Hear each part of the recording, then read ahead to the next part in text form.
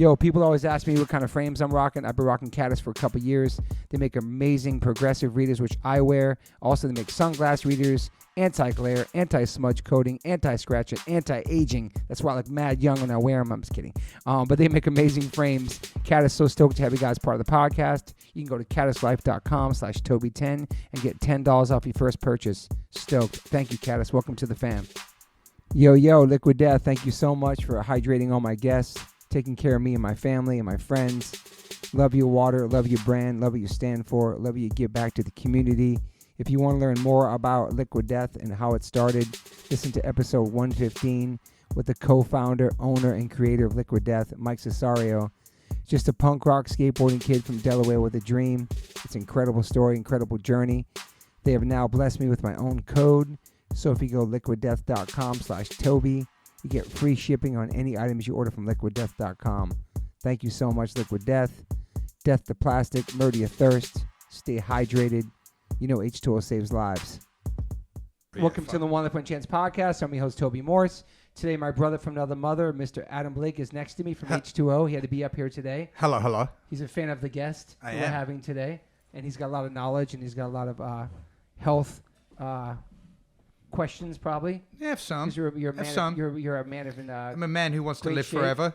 Oh, Stephen knows about P&H too. We'll get to that too as well. We could. Okay. Well, Adam Blake, thank you for being here. Well, thank you for having me, Toby. And then in front of me, this is the first time I've ever had a doctor on the podcast. I've done 160 episodes.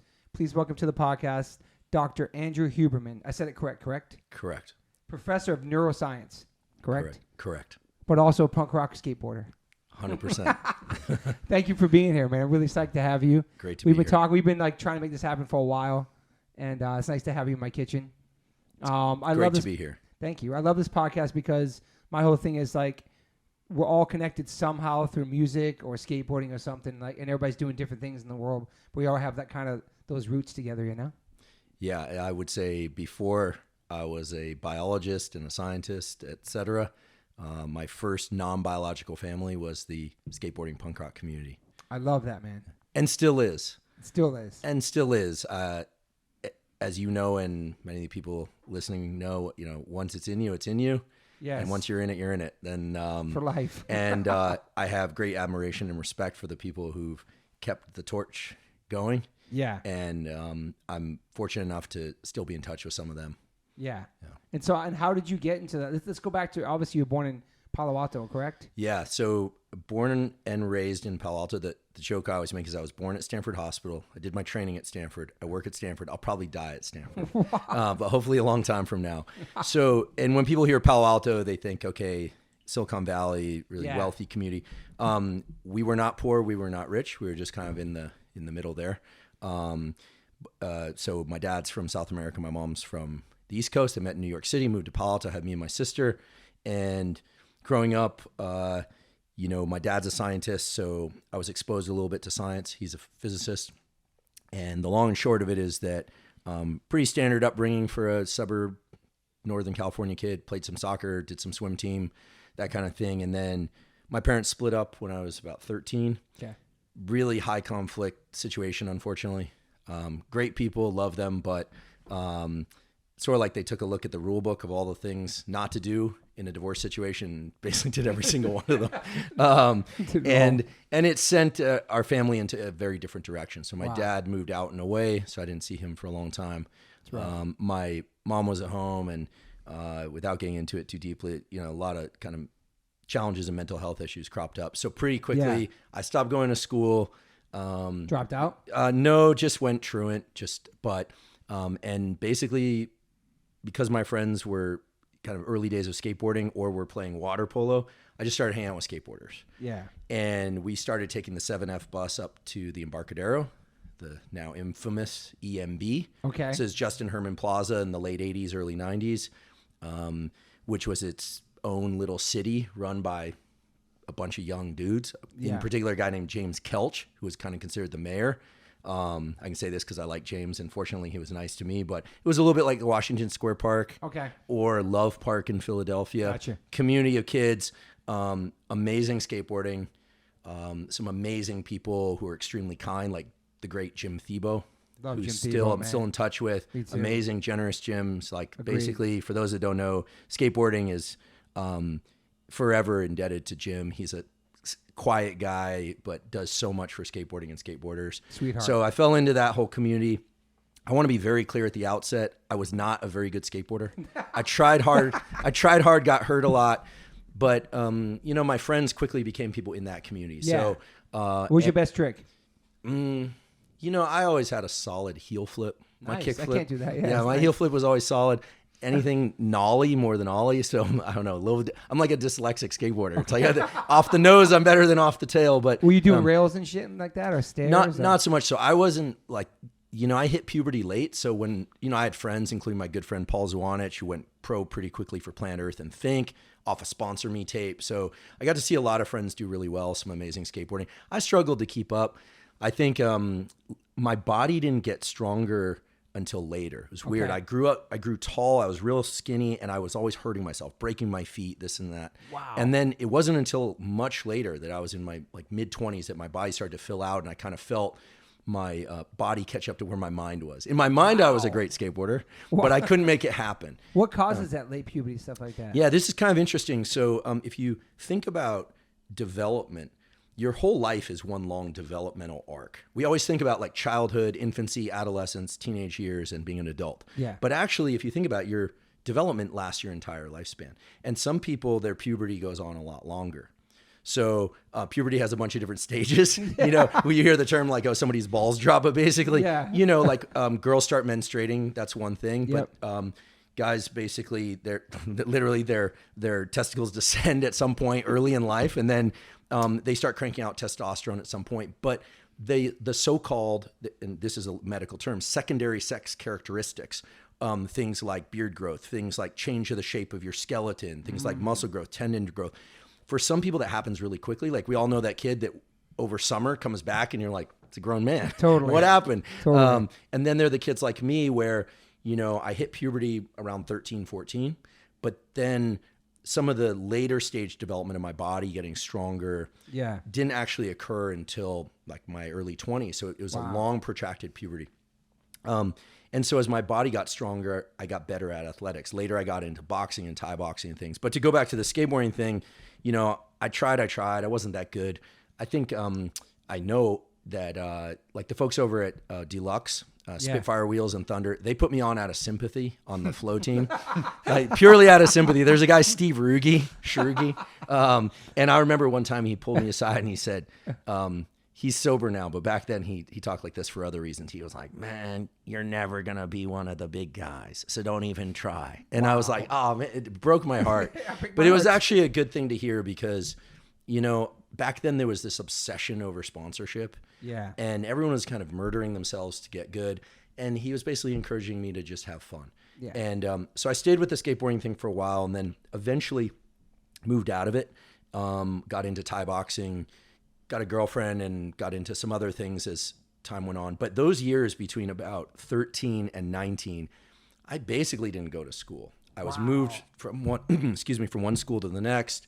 I was removed and put behind lock and key for a while for some behavior that I'm not proud of. So you were a wild kid. I was a wild kid, and then I was let back into school on the condition that I would talk to this therapist counselor at school, and that was very helpful in getting me realigned. But about a third of the kids I grew up with and knew through Embarcadero and other things, South Bay skateboarders and punk rockers, have companies, have done really well, are doing incredibly well. About a third of them have families and are living a kind of standard life, but not still involved in skateboarding. Yeah. And then I would say about a third, as you guys probably know too, are dead or in jail, right? Yeah. And so, what I realize is that it is and was an amazing community, but you really have to have your head screwed on straight because skateboarding, unlike other sports and activities, is a sport where you're 13 years old and you're hanging out with people that are in their 20s and 30s. True. So true. I'll never forget, we went to the Reno Nationals in 1990. A bunch of us got into a car and went, faked a bunch. Don't do this, kids. Faked notes from our parents and just went. And I remember doing that and thinking, I was like, oh, I got away with something. And I remember a couple guys who are actually now very well-known pro skateboarders saying like, well, why'd you even bother? You just go. There was just no mindset around taking care of responsibilities. But went out there to Reno and we just stayed.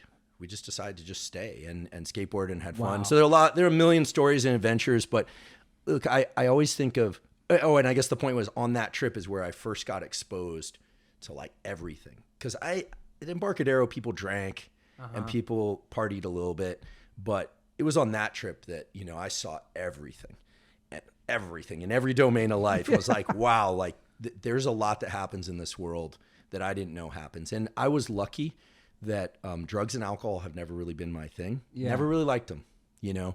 And so could take it or leave it. Yeah. But for other people, you know, they have that genetic predisposition, or for them, it provides a kind of soothing that nothing else can provide. And, you know, those are the people that end up, you know, falling in love with it at first, and then it takes them down from the ankles, you know. 100%. And so in any case, skateboarding, and in parallel to that, the punk rock scene, which we could talk about, for me, have always been a place that I felt immediately welcomed. Yeah. I love it. Like, I love every aspect about it. Even to this day, like, I'll love watching Jimmy Wilkins skate vert, love watching Guy Mariano skate street, love watching, you know, all the guys. There's so many names and so many keep people. up with it, yeah. And to me, you know, even though I couldn't do any of the things that I see, I can feel it in my body when I watch. Yeah. Right? It's a feeling. 100%. And the same thing I'd say about punk rock music. It's like the first time I heard a Stiff Little Fingers track, it was like, nice. You know, it's Were you young? Were you super young when you heard punk rock stuff? Yeah. So the origin of that is actually, I went to skate camp, out in Visalia, except, don't do this, kids. But we didn't pay to go to skate camp. We just went. We just went. We just like showed up and like skateboarded, right? Awesome. I was friends with this kid, LeVar McBride, who ended up doing pretty well in skateboarding for a while, and we just went. And on the way there was this guy. Unfortunately, he passed away. His name is Wally Suyashi. I met him through Jim Thiebaud. Okay. And he gave me, at the time it was cassettes, and he gave me a Crimp Shrine cassette. I love Crimp Shrine. I don't know if I know that band. You know Crimp Shrine? Shrine? No, They're I like don't an know East that Bay band. band. They have some. Okay. All right, sorry, Crimp Shrine, but there's some let's give 'em a terrible shout out, yeah. songs. There's some terrible songs like Butterflies and stuff, like East Bay Peace Punk stuff that if New Yorkers heard, they would have just like thrown. Was in it the like garbage. squatter punk stuff like that? No, it was kind of in the genre of like Downfall. Okay. Like Tim and those guys, you know, which I love Downfall. Okay. Amazing. If you can hunt down good Downfall tracks online, like it's well worth the time for. They're like a local band you're talking about. It was like Rancid, Op Ivy. Downfall, I think, was between Op Ivy and Rancid for Tim and Matt. They be schooling me on that. I did not know. Yeah, and I don't know those guys. You know, I've never met them. I know Lars. I did some later. I went and worked for Thrasher. We can get to that. Nice. But basically, I was at skate camp, and Wally gave me this Stiff Little Fingers tape, and I was like, wow. Because I had listened to AC/DC and Zeppelin and stuff like that, and I always felt like the songs, it worked, but it didn't work for me. Yeah. I'm not like a rocker, Yeah. you know? And then I heard that, and it was, you know, if you understand, you understand. It sent chills down my spine, and it made me want to just like skateboard and move, and it just made me feel like me. Totally. You know, even now as I describe it, I can still feel it. So Of it's like, you course. know, so there was that, and then that opened up the door to things like Operation Ivy, and then that opened up the door to Minor Threat, and then that opened and on and on and on. Yeah. And to this day, I would say, I'm 46 years old right now. I would say for maybe 100 days out of my entire life, there hasn't been Rancid or Stiff Little Fingers or Bouncing Souls or H2O. Thank you, man. No joke. Or, Awesome. you know, I'm a big Murray and the Disasters fan, Street Dogs fan. I love the Boston bands. Like, you know. Shout out to Roger, man. That's awesome. Yeah. And not a day has gone by where that stuff hasn't been flooding into my nervous system. So, all the years that I kind of tripped and fell back into science through a number of different things, but through all the years, right? If I was going to give a seminar, if I was in laboratory doing experiments late, or if I was driving to the lab, or if I'm getting ready to podcast or something, that stuff's there. Wow, that's you know, awesome. and I'm a big collector too, so I collect a lot Vinyl? of actually rare photographs of punk rockers that you won't find anywhere else. Okay. Yeah. And I'm a huge Joe Strummer fan. Nice. I know I lose punk points for saying this. Why? But I'm not a Clash fan. Oh, wow. That is, I know. It may It's have like, to be a deduction. Yeah. I think it, it's interesting though. From the Brit. Oh, you like his solo stuff. But I love the Mescaleros. Okay. And I love what Joe stood for. Totally. And I just, man, I could just listen to Joe talk all day, Yeah. even though half the time I don't understand what he's saying. Yeah, totally.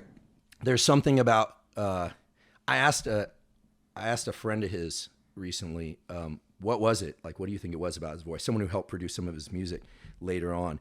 And I was like, is it the timbre of his voice or something? And he said, there's something about Joe's voice when he spoke and when he sang that it's like his whole life was like packaged into it, even though he wasn't talking about that. Yeah. And I don't even know what that means. I'm not a musician. No, but still, no I know musical exactly talent. what you mean, though. Yeah, there's something about like he has this kind of like arc of entire life to him. So huge Strummer fan. I mean, I could go on and on. You never wanted to play music or be in a band? I have no musical ability. Okay. I have an amazing ability to remember lyrics. Okay. So, but I have no sense of how music works or is structured. Like, it means nothing to me. It's an immersion thing. Like, you have to do it to figure out if you can do it. I know that seems like sort of like a riddle, but it takes so long to develop the physical capacity to move your fingers and sync your body up to do the thing that you got to put like a good 6 to 12 months in of just sucking and being ready to suck before you even know if you're going to be any good or not. Well, That's true. Well, what's funny is, oh man, this is embarrassing, but yeah. Well, you said it's one life, one chance, right? Yes. Now's my one chance. When I was a postdoc, eventually what happened was I lived in Santa Barbara. I followed my high school girlfriend off to Santa Barbara. Actually, we met that summer of 1994. Out here. Okay, and so I was living in Santa Barbara. I was just squatting because she went to UC Santa Barbara. I moved out there. I went for 2 quarters, got thrown out for fighting. Okay. Didn't go to class. So you were that kind of wild kid. I was just okay. Don't do it, kids. If you get the opportunity to get an education, I'm a college professor at Stanford now, so just incredible. Get an education if you have the opportunity. I like learning. I was in not a healthy place. Okay. Living in this little squat with my ferret. Sick. And the reason I decided to live there was all these other college kids were like, oh, paying rent for the summer and doing all that stuff. I was like, you gotta be kidding me. Like, all of the windows are unlocked here. You just like pull up and find a place. Straight up squatting. So I was just squatting. She had moved home. She and I were like Sid and Nancy, right? Like, we would fight, and like the whole town knew us as like this couple to just stay away from. Damn. Great girl, but I just didn't have the maturity. And so we were separated at that point. I was living there with my ferret, getting into fights. It was just terrible. And how are you surviving? I delivered bagels for a little shop called the Bagel Cafe. Okay. I knew how to drive, but I didn't know how to drive the truck that they had. Like, I knew how to drive a manual, but I told them I knew how to drive it. So, and then I paid this awesome Mexican dude that worked there to help teach me how to drive the truck. Wow. And when we got back from that first delivery, he was white as a sheet, because I didn't understand that you couldn't like pump the clutch while you're going downhill. I got the hang of it pretty quickly. Yeah. And so I was delivering bagels in the morning, and then, and that summer you and must have been H2O, you came through with Rancid. Okay. So this would be right before the Outcome of the Wolves album came out. You guys played a place that's, I think, was called the Stagecoach or the Stage House, which was along these train tracks in downtown. Okay. I went there, saw that. The show had to stop once or twice because a bunch of these like neo-Nazi skin guys showed up. Because at that time they thought anyone that had a mohawk or something and suspenders was like them, and like they couldn't be more wrong. Yeah. Right. And God, can I tell this story? This is about to get PG-13. No. And you were there, and I was like, oh my God, that's like the East Coast guys to me. I always had a lot of respect and a little bit of fear of back then. Everybody says it on this podcast. Well, it's so crazy. Well, because now, everyone's got tattoos and piercing stuff. But back then, if you saw a guy like eventually I got to know, we're not friends, but we're friendly. Like, I got to know Roger Murray. Yeah. When I did some stuff for Thrasher, I did some stuff on Disasters. Dope. Huge Disasters fan. But, I was like a kid still. I was 19 years old, tall, skinny kid. I wasn't shy, and I was like, yeah, I could like fight in California, but not in New York. And I remember meeting Murray once and walking up to him for Agnostic Front, and he's like, "Whoa." And you're like, whoa, that's like a grown man. Yeah. And he's gnarly. And his neck is like my bulldog's neck. And the guy, I don't think he lifts weights, but the guy's got like a 20-inch neck. And you're like, he's got hands like, And so I remember talking to you, and you and you and Lars were cracking it up about some bathroom incident about projectile feces. Here we go. Yes. It's been talked about on the podcast. Yes. It's all good. And I was like, what's happening here? And you guys were just laughing, having a good time. And because I was from the Bay Area, and I know guys from the South Bay, San Jose area, where Lars is near. He's from Campbell, right? Yeah, Campbell, yeah. Said, what's up? You guys were super cool. So I remember that show. It's awesome. And then, of course, those guys blew up. And I'm a huge Rancid fan. Yeah, like, me too, I mean, honestly, like if I had to pick one thing that I would listen to over and over, that would be it. In fact, I have one track that only like true Rancid fans will know that's on my phone. And I always have it ready on a plane that if the plane goes down, I'm going to listen to that track. Wow. That's amazing. Because I figure you got to be ready. What song? The Sentence. What's it called? The Sentence. I don't even know that either. Yeah. Which album is that from? It's a B-side. Wow, yeah. dude. And it's Tim, and it's like super gnarly. I'm not going to attempt to sing it, but it's just like, it's super and I love The Sentence. That's your plane crash song? That's my plane crash song. It's a great plan. We need to get those songs. Shit. We need to Just get in songs case, for that. right? I don't know how to fly a plane. What's your favorite Rancid record? I was trying to think. Here's the thing. I can't answer that. We know ours, easy. I can't answer that because every single one of them tracks to a particular like 4 to 5 year period of my life. Gotcha. And those guys are about 5 years older than me. Yeah. And I've only met Lars a couple times just because I did some articles for Slap and Thrasher on bands, and when I was a postdoc to make a little bit of extra cash, and mostly just because out of reverence for an appreciation. Totally. But those guys are about 5 years older, and I just felt like of all the bands, like their look and the like chemistry of that band. Like if you had to design a punk rock band, right? You'd be like, okay, one hawked up like street punk guy, Tim. You get like some greaser dude. At the time it was Brett, right? Totally. You know, and then you get like sort of like a hot rod guy who's kind of like a straight man, Matt. And then you get Lars. You get a guy who basically looks like he came over from Europe and was just like, you know, that's a great. Give him a gold tooth just cause. And so to me, they just awesome. the variety of sounds and the fact that they trade up who sings on tracks and like the melodies are great too, man. But to me, I think like if I had to pick a number 2 song, so I can't really pick albums, but if I had to pick a number 2 song out of them, I do like it when Matt sings. So my wife does too. Like super gravelly, like and Rejected. I'm a Ghost Dance. That song Ghost Dance. What is that one from? B-side. Damn, bro, this guy's deep. No, I mean like this. That's an amazing song. Okay. Yeah, it's an amazing song. The Sentence is an amazing song. That's an amazing song. Wow. I love Rejected, man, with Matt. Oh, my God. So gnarly. I'll Come to Wilson for me, obviously. Yeah, it's That flawless was a big record. part. We were playing shows with them back then. First note to last, man. Every note is perfect. It's perfect, dude. Perfect. Yeah, so you're a musician, so like you can hear the music. For me, it's mostly lyric based. Unwritten Rules off that first band. Okay. Kick, drum, you know, so good. You know all their songs. You know all in my head, all by heart. And wow. And to be honest, it's you know, this sounds really corny. Now, if I ever meet them, I'm gonna be embarrassed, but whatever. One life, one chance. Yes, right. But you know, it is like it. They have written like the soundtracks for my life. They're not not like my life, the life itself, but just throughout my entire lifespan. I listen to them. Yeah. I listen to some Bob Dylan. So nice. You know, and what else do you need? H2O. That Life on Way record is great too, Yeah. man. I love Copper. That's an amazing. All that Coppers, all those songs. And it is amazing how certain music just gets in your DNA. And then you put it on and you're that guy again from the guy you were 5 or 6 years ago. Well, there's neuroscience to this, right? There is, right? I mean, when, you know, without doing the deep dive on brain science, I mean, your brain is basically a prediction machine. It's always making predictions. So like, this is the first time I'm here at your house, make certain predictions about where things are. When you're a little kid, you learn that things fall down, not up, you know? Yeah. You learn which dogs in the neighborhood are safe, which ones are killers, like Stella here, you know? And your brain is always trying to just get rid of and analyzing information so you can just move through life, because otherwise you'd look at every detail.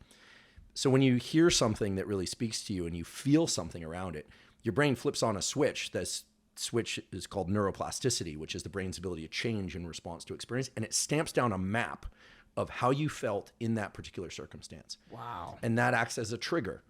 And those triggers can be positive. They call that conditioned place preference. So like if something good happens in a particular place, you like going back there.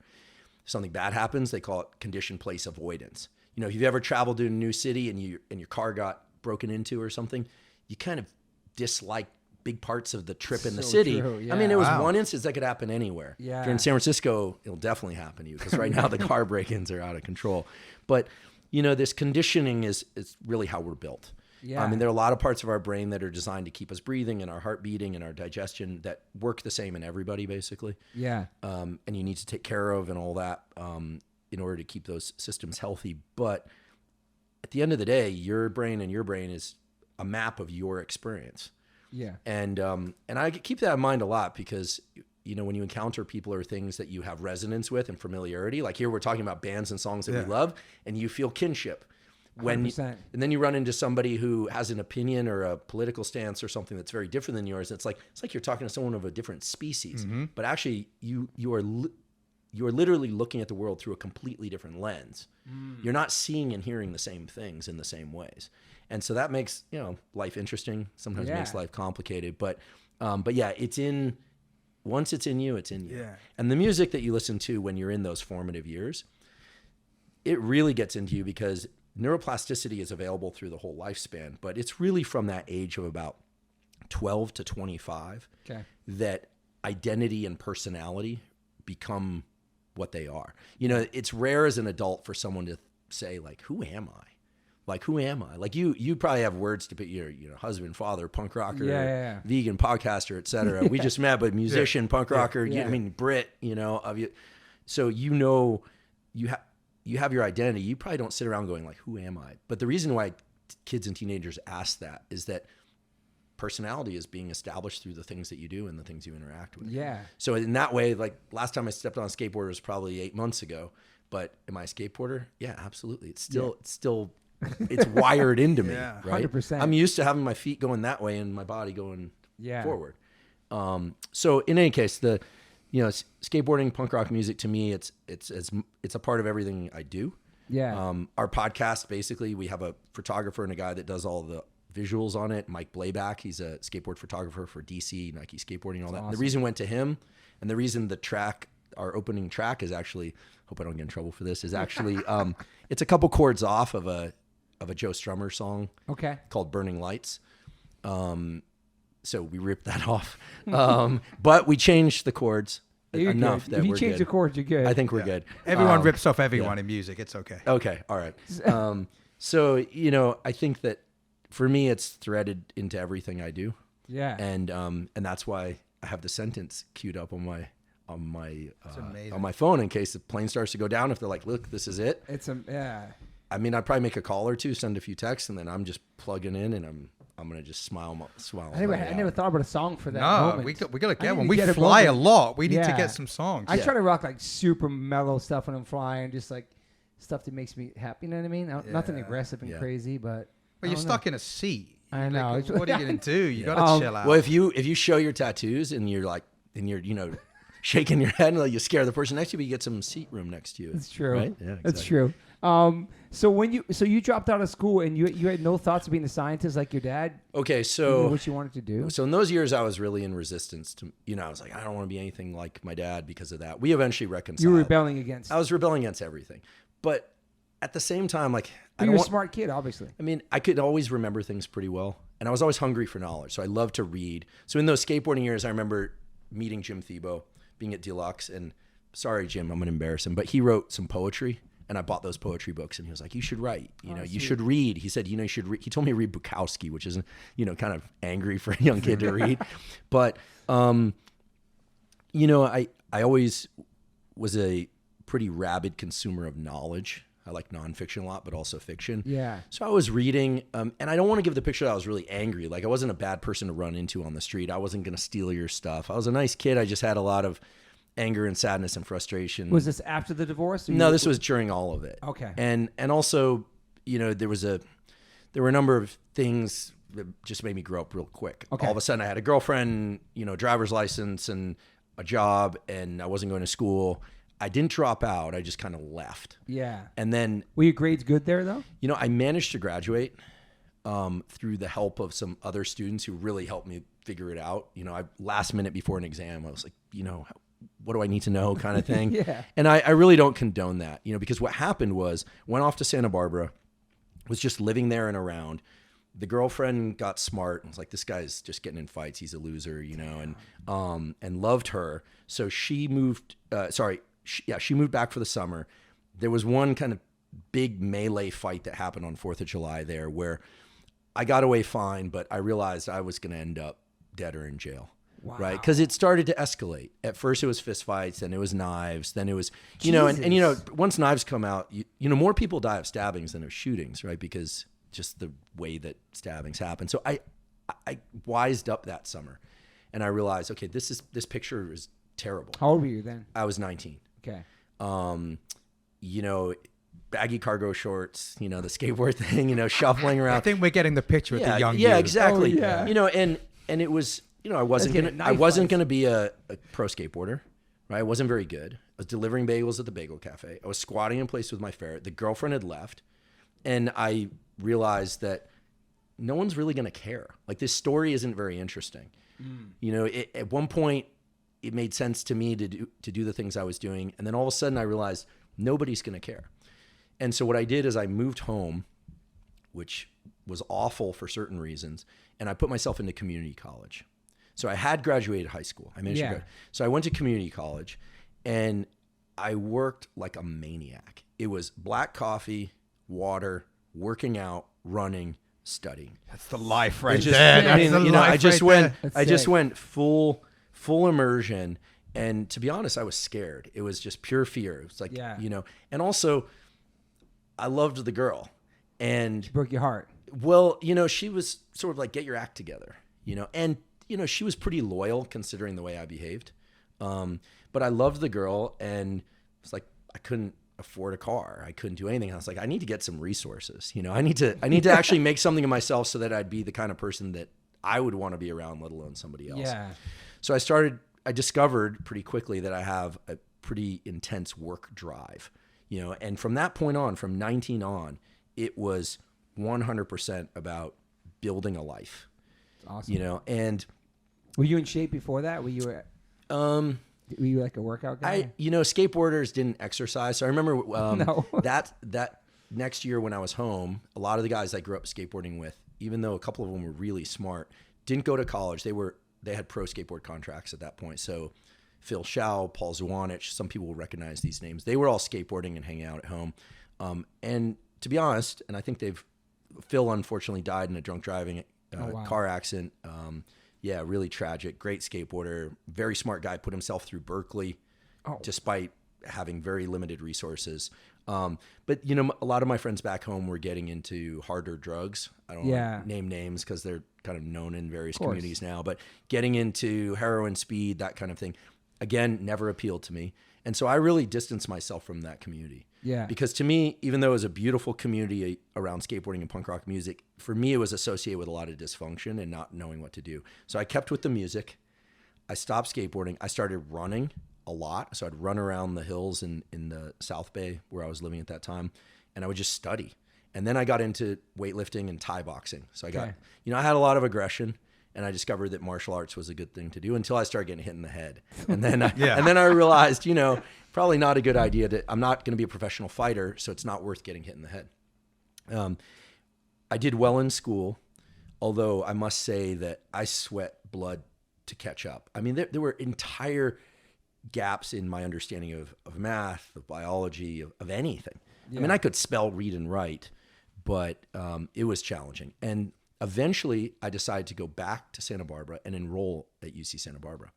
So I went back to UC Santa Barbara, and I started working in a laboratory. I got synced up with a guy. His name was Harry Carlisle, who worked on thermal regulation, so just how your body regulates temperature and metabolism. Yeah. And he was an instructor, and I loved what he was teaching. And he was teaching about mental health in one of his courses, talking about schizophrenia and depression and anxiety and addiction, but not from the psychology side, telling me about neurotransmitters and genes that make people more prone to addiction. I thought, wow, like this explains why I could take alcohol or leave it. Yeah. Drugs never interested me, but I had friends, and it was like the first time they smoked a joint, it was, you know, marijuana all day. And then a year later, they're a junkie. Yeah. You know, there was something there. And I know that trauma can play a big role in it, but you know, our good friend, Rich Roll, he'll tell you, yeah, he had some issues in his childhood, but it was really the first time he took a sip of alcohol that he just felt like the place he needed to be. Yeah. And it grabbed him and yanked him down until fortunately he's been sober a long time. An amazing pillar for the, for sobriety. Love you, Rich Roll. Yeah. Love you, Rich Roll. Thank you. And read Rich's book years later, and it's an amazing book, right? Finding Ultra. So, so once I locked into science and realized I've got a strong work drive. I'm not the smartest person in any room, but I can remember things and work hard. Yeah. That was it. And I thought, well, the one problem here is my dad's a scientist and I can't stand him. And so I don't want to be a scientist. And then I realized how stupid that mindset was. Yeah. And it actually was at that point that he and I started to reconcile. And I'm fortunate that my dad and I have a really good relationship. That's awesome. Yeah. It's taken a lot of work, but did you feel pressure from him back then? None. He was out of the picture. Yeah. So like a lot of kids grow up in Palo Alto and they get a lot of pressure because of the academic intensity. In fact, the high school I went to, Gunn High School, is infamous because it has the greatest number of suicides of any high school in the country. Kids were throwing themselves on the train tracks throughout the 2000s. There have been dozens, at least a dozen suicides. Wasn't like a black tar epidemic out there too? I spoke at a school there once, and one of the quarterbacks had just died from that, and I was told not to mention it. And that was the only school I ever spoke at where 3 to 4 or 5 people raised their hand and told me they didn't believe me I was straight edge. They didn't believe anything I said. They called me out in front of the whole audience. It was like the biggest crowd I've ever spoken to. And it was there. And you can look out the back of the school. You can look over the mountains into the ocean. It was so beautiful out there. Oh, that's over the hill. I know where you're talking about. Yeah, that's close by. It was like a different world out there. Yeah. I mean, there's the school I went to is very academically rigorous, but because my parents were not really in the mode of parenting during high school, I felt no pressure. Okay. I went to class when I wanted to. I was truly more interested in the curbs out front and girls than slappies on the curb. Yeah, I was like really interested in the curbs out front and this girl who was a year older than me, like who frankly was really hot, and I wanted to date her, and that was my girlfriend. It took some work, by the way, folks. It wasn't just it wasn't an automatic. So even though you were learning and you were enjoying it, it was a part of you like, I want to be like my dad in a sense. No, there was this part which was resistant, thinking that the problems of my family somehow were related to the career choice or something, which is just stupid. It's, in science, one of the first things you learn is correlation isn't causation. Mm-hmm. And I realized I had a great opportunity to make a life for myself in science and academics. And I'd be an idiot if I didn't take it because, I have a hard work capacity, but I have no natural talents as an athlete or musician or anything else. And so I talked to this professor and he said, you seem to have the right mindset for it. If you get your degree, you can go to graduate school and they'll pay you. So unlike a lot of graduate programs like in journalism and stuff where you pay, when you go in the sciences, they pay you not much. You're basically below the poverty line, but they pay you. And so I went to graduate school, first at Berkeley, then at UC Davis, got my Ph.D. And through those years, what was fun to just tie it in with the punk rock thing is, again, I thought, I was making, I think as a graduate student, my first year, I made $17,500. Wow. But I thought, why would you pay rent if you can just live in the lab, right? I'll just squat in the lab. I had a little refrigerator, work out at the gym, shower at the gym, save money for other things like going to shows. Still that punk rock mentality, yeah. The first weekend I was at Berkeley, I went and saw, I think it was Rancid and was it, who's the drummer for Lars and the Bastards that also played for some ska band? Agrolites? That was the last time, but it was Rancid at the Greek, and they played. This was '98, so this was Life Won't Wait tour. Wow. Can't remember. Broner. Anyway, went to that show. So I went to that show, and I remember thinking, my life is finally on track because I'm in graduate. I managed to graduate from Santa Barbara with very good marks and honors, et cetera, blah blah blah. Which just is the reflection of having applied myself. I lived alone, no drinking, no drugs. After my first year, I just went pretty much straight edge. It was just black coffee, working out, studying. Sick. And the girlfriend and I reunited and broke up about 5 or 10 more times before she finally moved home. But then, I was super focused on school. And then I get into graduate school. And that first weekend, I thought, wow, like I barely finished high school. There were some moments over the years, the preceding decade, where it wasn't clear that I was going to make it in life, end up dead or in jail, or just kind of nothing. And here I am, I'm a PhD student at Berkeley, and I get to see Rancid play at Berkeley.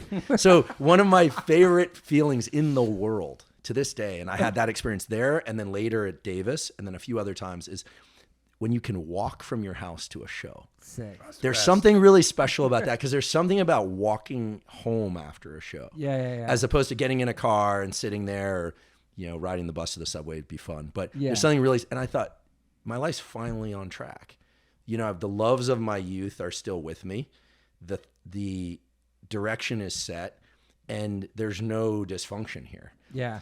Now, the problem was, I thought that the dysfunction would never resurface. And, we could talk about it if you want. But eventually what happened was I did well in graduate school, got my Ph.D., and then eventually I did a postdoc, which is this kind of it's kind of like a residency in medicine. And then eventually I became a professor at UC San Diego, and then was recruited back to Stanford as a professor. So I'm a tenured professor there now, which does not mean job for life. It basically just means that you have freedom to study and work on what you want. And so I'm very blessed that I have a lab of amazing people. And I should say that my lab operations manager, this guy named Gary Hall, was a guy that when I was 14 ran the skateboard shop in Palo Alto, and great skateboarder. He's 61 now. His birthday was just yesterday. He can still throw down. Post that picture. Yeah. Frontside grinds in pools. He skates full pipe, revert. He can basically do it all really well. And when I was 14, I remember he pulled me aside and he said, "You seem to have a pretty strong drive. Whatever you do, don't become a screw up. Just skateboard for fun. Stay in school. Don't do anything because you resent your parents. Like, you're only poisoning yourself." So I didn't listen. But then years later, as I got things on track, I eventually hired Gary. He had worked at FedEx and Apple for a long time, and he came back and became my lab operations manager. Super hardworking guy. So skateboarding, punk rock is like, it's woven in. It's crazy, man. And I think your listeners will know and understand this, that, and it sounds corny, and I know I'm like the 50 millionth person to say it, but that energy that you feel, if you can channel that into things that make your life and the lives of other people better, that is a functional use of that energy. 100%. But when you're young, it just feels it's sort of, you just want to like spray it everywhere. So for me, science became the outlet. And then years later, looking at the challenges of the world around mental and physical health, and realizing that as a scientist and a health educator in the university system, that there might be some opportunity and benefit of teaching people stuff through podcasts or books or things like that. I eventually just took that same energy, which is a kind of physical energy and enthusiasm, and created the podcast. Yeah. So that's the arc of it. But it's amazing, I listened to H2O on the way over here. My love is real. I like listening to. I like listening. Cuts, man. Yeah, dude. Well, and anytime I would go to New York. So so as a postdoc, 2005 to 2010. I was feeling a little bit disconnected from that energy that we were talking about. I've been so deep into science, and I would listen to, this was before internet really took off. I would listen to CDs and stuff. I'd go to shows in Sacramento.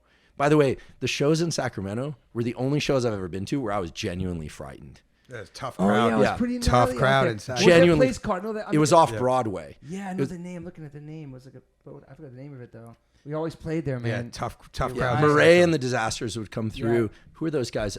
Pressure Point. That Heart Like a Lion. Powerhouse. Yep. Yeah. So, OBHC, all that. Yeah. Hoods. The Hoods. Yeah. The Hoods. Sacto was intense, and I saw the Transplants on their first tour play there. Wow. Transplants and Distillers. Woo. At the time when they played together. Yes. Amazing show in the little Colonial Theater off Broadway. Okay.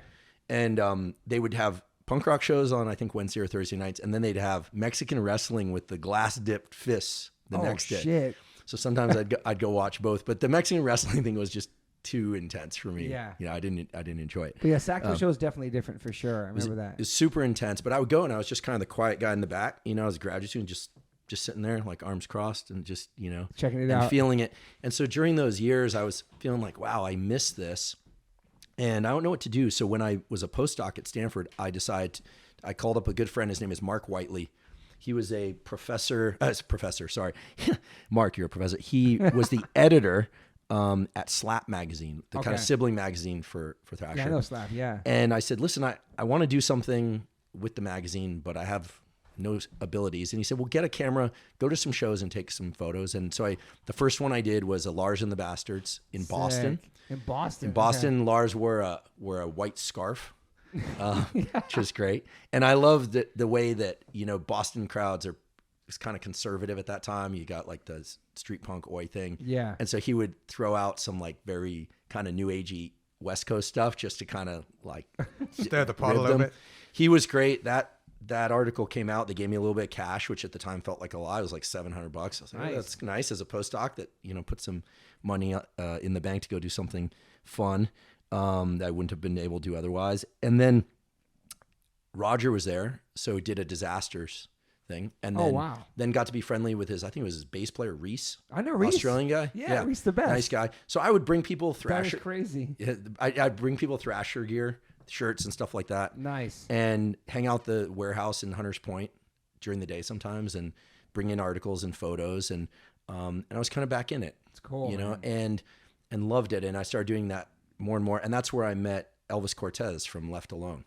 Did a thing on him, and then fell in love with his bulldogs. Okay. And eventually his bulldogs had puppies. And so my bulldog that unfortunately just passed away was Costello, who was part of that. He grew up in Wilmington, port of LA, the actual ghetto. At least at that time, it was pretty, back then, deep blocks. And and so, throughout the years, it's like I wasn't skateboarding or playing music, but it's always been woven in. Yeah, you can't escape it. It's part of you forever, man. Yeah, there's a picture of Strummer in our lab. Oh, that's awesome. Yeah, there are no pictures of scientists. There's a picture of my bulldog and Joe Strummer. Right? What about Descendants? Milo's a scientist. Did you obviously know that? So here's the thing. I'm going to lose punk points for this. So the weird thing about growing up in the Bay Area is I love Berkeley and the East Bay. In fact, we live over there part-time now when I'm not in Los Angeles for the podcast. But I never really liked the kind of peace punk thing, not because I like violence or anything, but I never really resonated with the kind of like nerd peace punk thing. For me, it was, I love oi music. Rancid was about as kind of cross genre as I ever got. But during the years when I was writing for Thrasher, got to be not friends, but friendly with Bouncing Souls. Yep. Did a thing on them. Brian Keeneland, those guys are great. Yep. I don't know if Greg still lives out here or if he's back east again. No, I think he's out here no more, no. But they were great, and started spending more and more time in Jersey where I have family and going to shows at the Lanes. Asbury Park, all this that kind of thing. And then when I was in New York, I would try and make it to shows there. So, and then, over the years, I'm a huge Transplants fan. Yeah. It's like so gnarly. Like Rob's voice. Yeah, totally. Yeah, and he's just gnarly and amazing, and I mean, just that's a kind of energy that you can't manufacture. Yeah, that's like you can't fake being what those guys are. Each one of them, right? And again, it's this incredible chemistry, right? Like it's Tim. I remember you'd come out in a trench coat. Remember when they were like, it seemed like there was like an anger there, and it's like, and it was hot, and they're wearing trench coats, and it's like Rob and Leather Jack on the Warped Tour. Remember exactly. That? Yeah. I actually met him for the first time. I have a friend that was living next door to him in LA, and we were just kicking around the soccer ball one day, having fun. It's a guy I grew up with, and all of a sudden, like Rob Aston walks by. And, that's the amazing thing about being in Los Angeles. Oh, yeah, dude. But, in terms of the Bay Area bands, sure, I have great respect and, and reverence for the Green Day guys and all that. But it wasn't my scene. It always felt like it just like sang about love too much. Yeah, so for me. Was too poppy for you. Yeah, it was too poppy for me. Yeah. And over the years, like, I love the Rancid 2000 self-titled. That's amazing, too, yeah. Like, Dead Bodies. Is there a Rattlesnake on there, too? Rattlesnake, Dead Bodies, Antennas.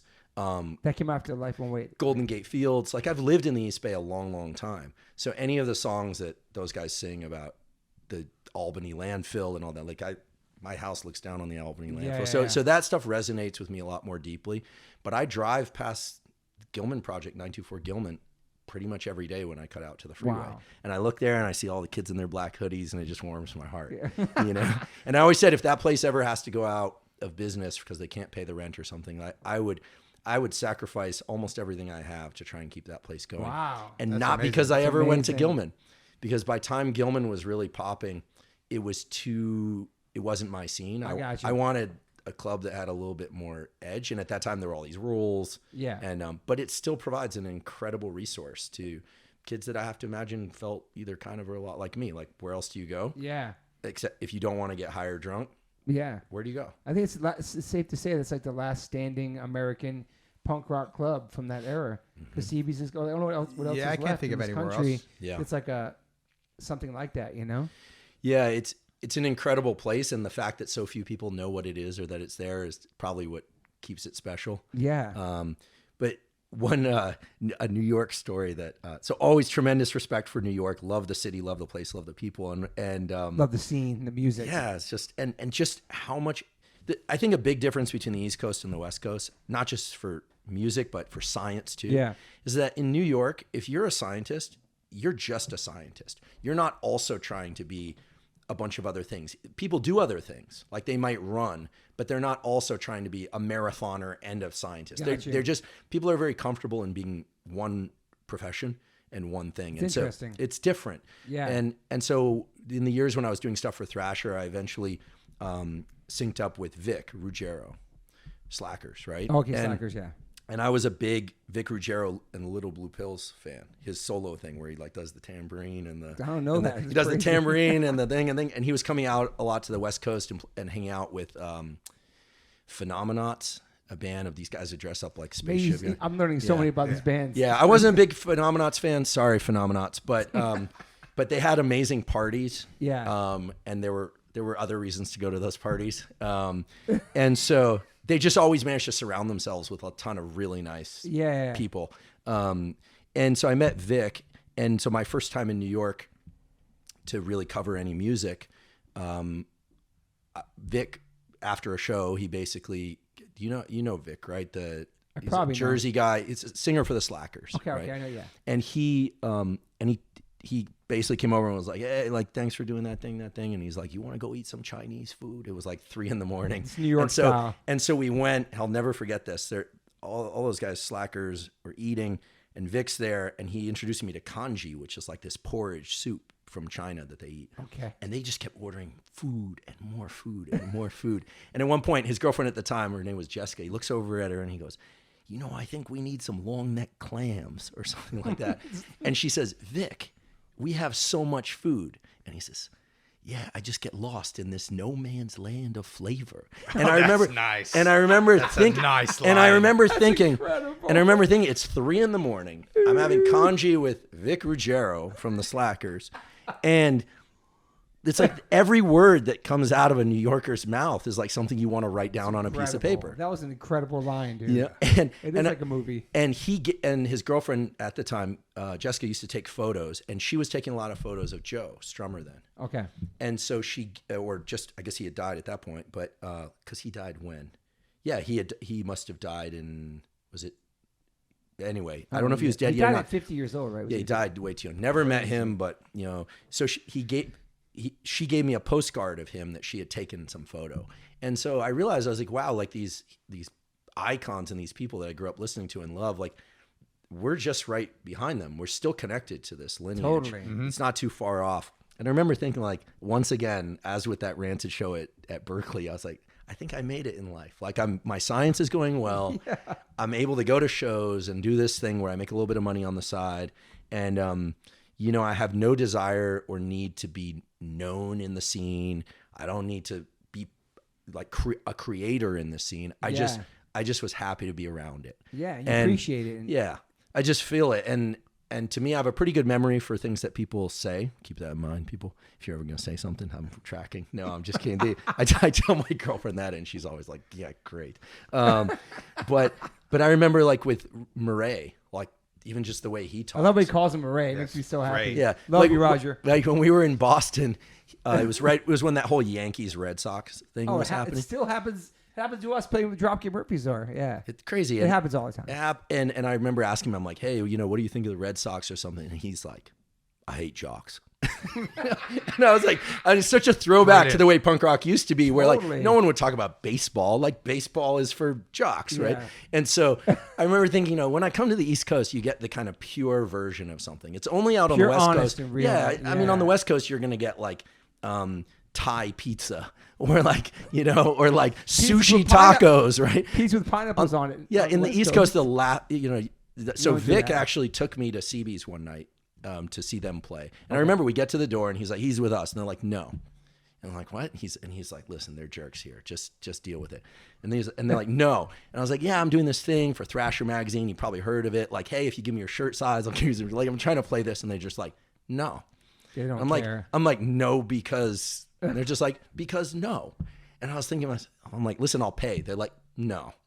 I was thinking, And so on the one hand, I was like, man, I hate this place. On the other hand, I was like, I love the East Coast, you know, because where else would you get that kind of response? Ball breaking, man. Yeah, exactly. Yeah. Place was intense. Tough crowd. What, that one? Just the East Coast in general. Yeah. Yeah. But that's what we love about it too. Yeah. They the shoot tough straight. love you get. Straight shooters. Straight shooters straight into the abdomen. Did you actually get to go into the hallowed musical temple that is CBGB's? You mean the bathroom? I mean the bathroom. You got to go in there? I did. I took a photo in the bathroom. I did not use the bathroom. Yeah. That thing is rough. I definitely have used it, but That thing is rough. I've had stomach issues in the past, and it's crazy. I knew you had any tattoos into earlier. Yeah, so I keep them covered for the podcast, mainly because, and this is sincere, I'm not ashamed of them, not at all. I'm proud of them. You got a Bouncing Souls tat, I saw. Yeah. I got a bunch of them I can list off, but You have basically to have a rancid tat. I'm sorry to cut you off. I do. Okay. Yeah, absolutely. Okay. Proudly. The reason I keep them covered is, you know, when you lecture in university, you pretty quickly learn that the students are easily distracted by anything, and they're always kind of looking for things about you to kind of understand you, and that's just a natural human behavior. But so I decided when I was going to teach science publicly, teach health information publicly, I don't want it to be about me. I mean, I really try and just see myself as a portal to bring information that's useful to people. Yeah. And so I always wear a black button-down shirt because Joe Strummer always wear a black button-down shirt. You get all your secrets. You know, so, and also just keeps life simple. Totally. It looks good on you too, by the way. Thank you. It looks nice. Thank you. And so I think that, but the tattoo thing is, again, kids don't do it. I got my first tattoo when I think we did our first tattoos with India ink and needles. Wow. When I was 14 with Paul Zwanich and I. Then first tattoo was the Rancid gargoyle. Yes. Which eventually showed up on Rancid Records.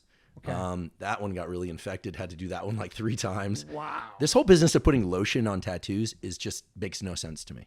It's a wound. You want a wound to dry out, and basically you just don't want to shower for 3 days. Let it get really kind of, you know, crusty, and then just let the scab fall off. Interesting. The whole notion of putting lotion on a tattoo makes no sense. So I'm basically except for one tattoo, I'm all black and gray tattoos from wrist basically and neck. Yeah. So basically, and on your chest and your back and stuff too. Chest, ribs, whole back. Wow. You know. You keep going too. Keep going. Yeah, you gotta keep going. You're not gonna do your neck or none of that stuff. I'm not gonna do neck or knuckles or hands, mostly because I still want to be able to talk to donors related to science. I want to be an advocate for science and health information. Yeah. And that would be a barrier to certain communities. And I know some people would say, just be yourself, be authentic. To me, there's a difference between authenticity and oversharing. You know, I mean, you know, there are things that have happened in my past that I'm never going to discuss publicly. Is it authentic? Yes. Is it oversharing? Yes. Nobody needs to know. You know, it's not that I'm hiding any dark secrets. That there are things that have happened between me and people I'm close to, knowledge of other people I wouldn't feel comfortable sharing. So, you know, I set up a boundary around that, but there are a few photos roaming around on the internet of, you know, with the tattoo showing a few of them. but yeah, you know, sometimes people will say the common thing you used to get is, you know, what are you going to do when you're 60? I'm like, get them darkened, you know, you know, or sometimes I wake up from nightmares that all my tattoos are gone and I have to go get them all again. Because let's be honest, it's a lot of time. That's a lot of time. And some of them hurt. Some of them hurt. They really do hurt. Toby, you would love that. What? No. You would love to get them all again. Toby. It depends. Some maybe. You are the other day when on Instagram they did a call for Rancid tattoos on the Rancid channel. Oh yeah. And I just tagged. I tagged Toby. And I said, Toby, you may break the internet. I put it up there too, and they reposted. It was nice. Yeah. So I have the gargoyle. I have an FTL tattoo, which is Fight to Live. That's because, look, I get it. Not everyone feels the same thing I feel, but I'm a huge Bouncing Souls fan. Also, if you can catch them on Halloween, best costumes ever. Okay. I mean, I've seen them come out in Teletubby costumes. Oh shit! They do amazing. We played a bunch of shows. They do great shows and super friendly guys, nice guys. There's just like a bunch of guys from Jersey who did it right and stuck with it, as you know. So. Let's see, other tattoos. And then just a lot of like traditional stuff. Yeah, I love traditional too. Traditional stuff and pictures of my dogs and paw prints of my dogs and a few girlfriend-related stuff. You're a big dog guy. You're a big pet person. So I love animals. I'm here. I'm pet and stall. I'm in heaven right now talking about this stuff and hanging with you guys with a dog here. Love animals. Always had. We've had pet ferrets, dogs. love animals. And in fact, listen, I have some shame and some confusion around this, but for years, my lab, I worked on animal models. I'll be open about animals. This. I tried to figure out, and my lab still works on regenerating the visual system. We also work on stress and anxiety. I was doing that in mice, laboratory mice. I know some people get angry about this. I will tell you, one of the more disturbing things about working on animals is the first time I had to sacrifice an animal for research. It made me really uncomfortable, and then never again. And that worried me. It's like something switched in me. Wow. And so for years, I would have these really bizarre kind of flashes in dreams or waking up or just issue with myself around this. And look, I understand that there's a place, at least in my opinion, for animal research where there are certain things that can't be done on humans. But over the last few years, I'm proud to say I've been shutting down my animal lab. Wow. Ramping up work in humans. And a big part of my motivation for doing the podcast and trying to get information on mental health and physical health out to people for zero cost is because, look, I carry that karmic burden, right? Yes. I'm not a Buddhist or anything, but there's just no way around the fact that a lot of my career was built on that. Yeah. And now I'm trying to put back into the world in a way that's positive and clean of any of that.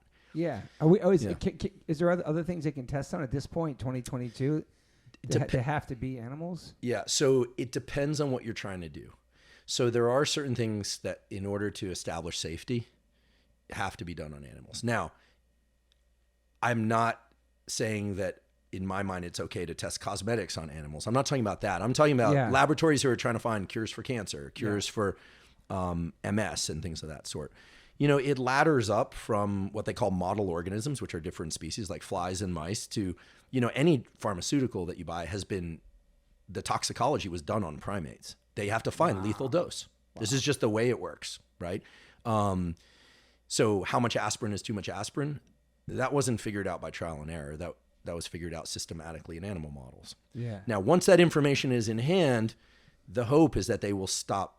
They'd never do it again. So I think there is and there needs to be an even greater effort towards really asking, is this absolutely necessary? And what are the chances that this is really going to benefit people? But I'd be lying if I said it didn't bother me. It absolutely bothers me. And with each passing year, I've really moved further and further away from it. I'm proud of that, but I also just want to acknowledge that it's not okay to just say, oh, I did something for a long time and now I don't, and so everything's good. I'm trying to, I guess as the Buddhists would say, transmute all that into goodness for the world. Yeah. And, but yeah, it makes me sad. It gives me a heavy heart, and I'm trying to do something about it. Yeah. So I think it has its place, and I'd be open to any discussion about that because I realize that for a lot of people, it's just hard to conceive why you would ever do that. Yeah. And at the same time, especially like 2022, it sounds like something you had to do back then. Yeah, unfortunately, we understand so little about how biology works. I mean, we understand a lot of things, but let's say, for instance, like immunotherapies for cancer. A lot of these are looking very exciting for the treatment of cancers. People are surviving and getting cured from cancers that 5 years ago they never would have been cured from. And the entire knowledge base for those therapies was from studies on flies and laboratory mice. So, there's also this issue, like some people are speciesists and other people aren't. Some people would say, well, there's a difference between a mouse and a primate. I've seen and interacted with a lot of monkeys. When you interact with a macaque monkey, it is a completely different experience. They look at you, they make eye contact, their social structures are very similar to ours. And so it's easy for anyone to just say, well, yeah, a mouse, it doesn't really look at you, it doesn't do that. But you actually don't know about what that mouse thinks and feels. Yeah. And it's hard to conceive of this, but just a few years ago, there was a debate about whether or not animals have emotions. It's like, of course animals have emotions. They have feelings in their body. I mean, you hear an animal, in pain, or you see an animal in playing and in delight, and it's like, of course they have emotions. So fortunately, there's been progress. I don't think anyone even has that discussion anymore. Yeah. That's almost like medieval discussion. But we have a long way to go in terms of creating systems where only the most necessary work is done on animals. Mm-hmm. And look, there are a lot of things that I think can and should be done on humans. And that's controversial. Yeah. And no, I don't think that we should take people who are incarcerated and work on them. I mean, we have to maintain our humanity at some level. Even if people commit heinous crimes, like that doesn't mean that we can, in my mind, that we'd go do heinous things to them. There might be a circumstance where that would be appropriate. That's not for me to decide. I'm not in the legal system. Yeah. But I think that there are things that I think people would volunteer for. So sure, people do volunteer for a lot of I've things. tried to sign up for a bunch. Yeah. Yeah. Like what one thing? So I have a condition called paroxysmal nocturnal hemoglobinuria, and I'm always and they have clinical trials, and I'm always like, put me in, but I'm not like you. There's like a grade of how bad people are, and obviously the people that are in the worst state are the ones that are getting the clinical trials. Have you heard of that I would before? happily do something like that. I haven't. It's really rare. Like I'm like a 1 in a million. It's really a true. blood condition. Yeah. White blood cells, correct? Yes. Yeah. You look healthy. Thanks, man. You look like Well, as long as I keep getting my drugs every 7 weeks, I will remain healthy forever. Yeah. So what if I told you, and here I'm not making an argument for animal research, but what if I told you that the reason you can take those drugs and the reasons those dosages are known is almost certainly in part due to knowledge that was gleaned from studies on animals. It creates a complication, right? Yeah. Like what do you do with that? Well, I say because of that, use it to benefit your life and make the most of that reality. Yeah. But of course there's the other side, which is as long as that kind of cycle of discovery and creation of pharmaceuticals exists, well, then there's going to be more of that. Yeah. And there's anything that people need to consume over and over and over again, food, medication, et cetera, is going to be a huge industry. Because it's not like buying an album once, right? It's you have to get it every month. And so, especially if your health depends on it. So it's a complicated issue, but the bottom line is I love animals, and I have no intention of going back to animal research whatsoever. And over time, gradually, I intend to be a voice for what I like to think is a more rational and kind of limited use of animal models. Yeah. Because I do think it's excessive. And I think that, and in the US, it's actually, it's among the best of situations. I hate to point fingers here, but if you go over to China, like everything's done in monkeys. They're just like, well, why not do it in monkeys? And so look, there's a lot of darkness in the world. For sure. That is definitely one of the dark shadows that exists. And yet there's also a lot of human suffering. So we need to figure out better ways to solve human suffering. Yeah, I appreciate you trying too. And so here I am kind of like, here I am stumbling around this argument, and I'm not trying to be political, and I'm not trying to,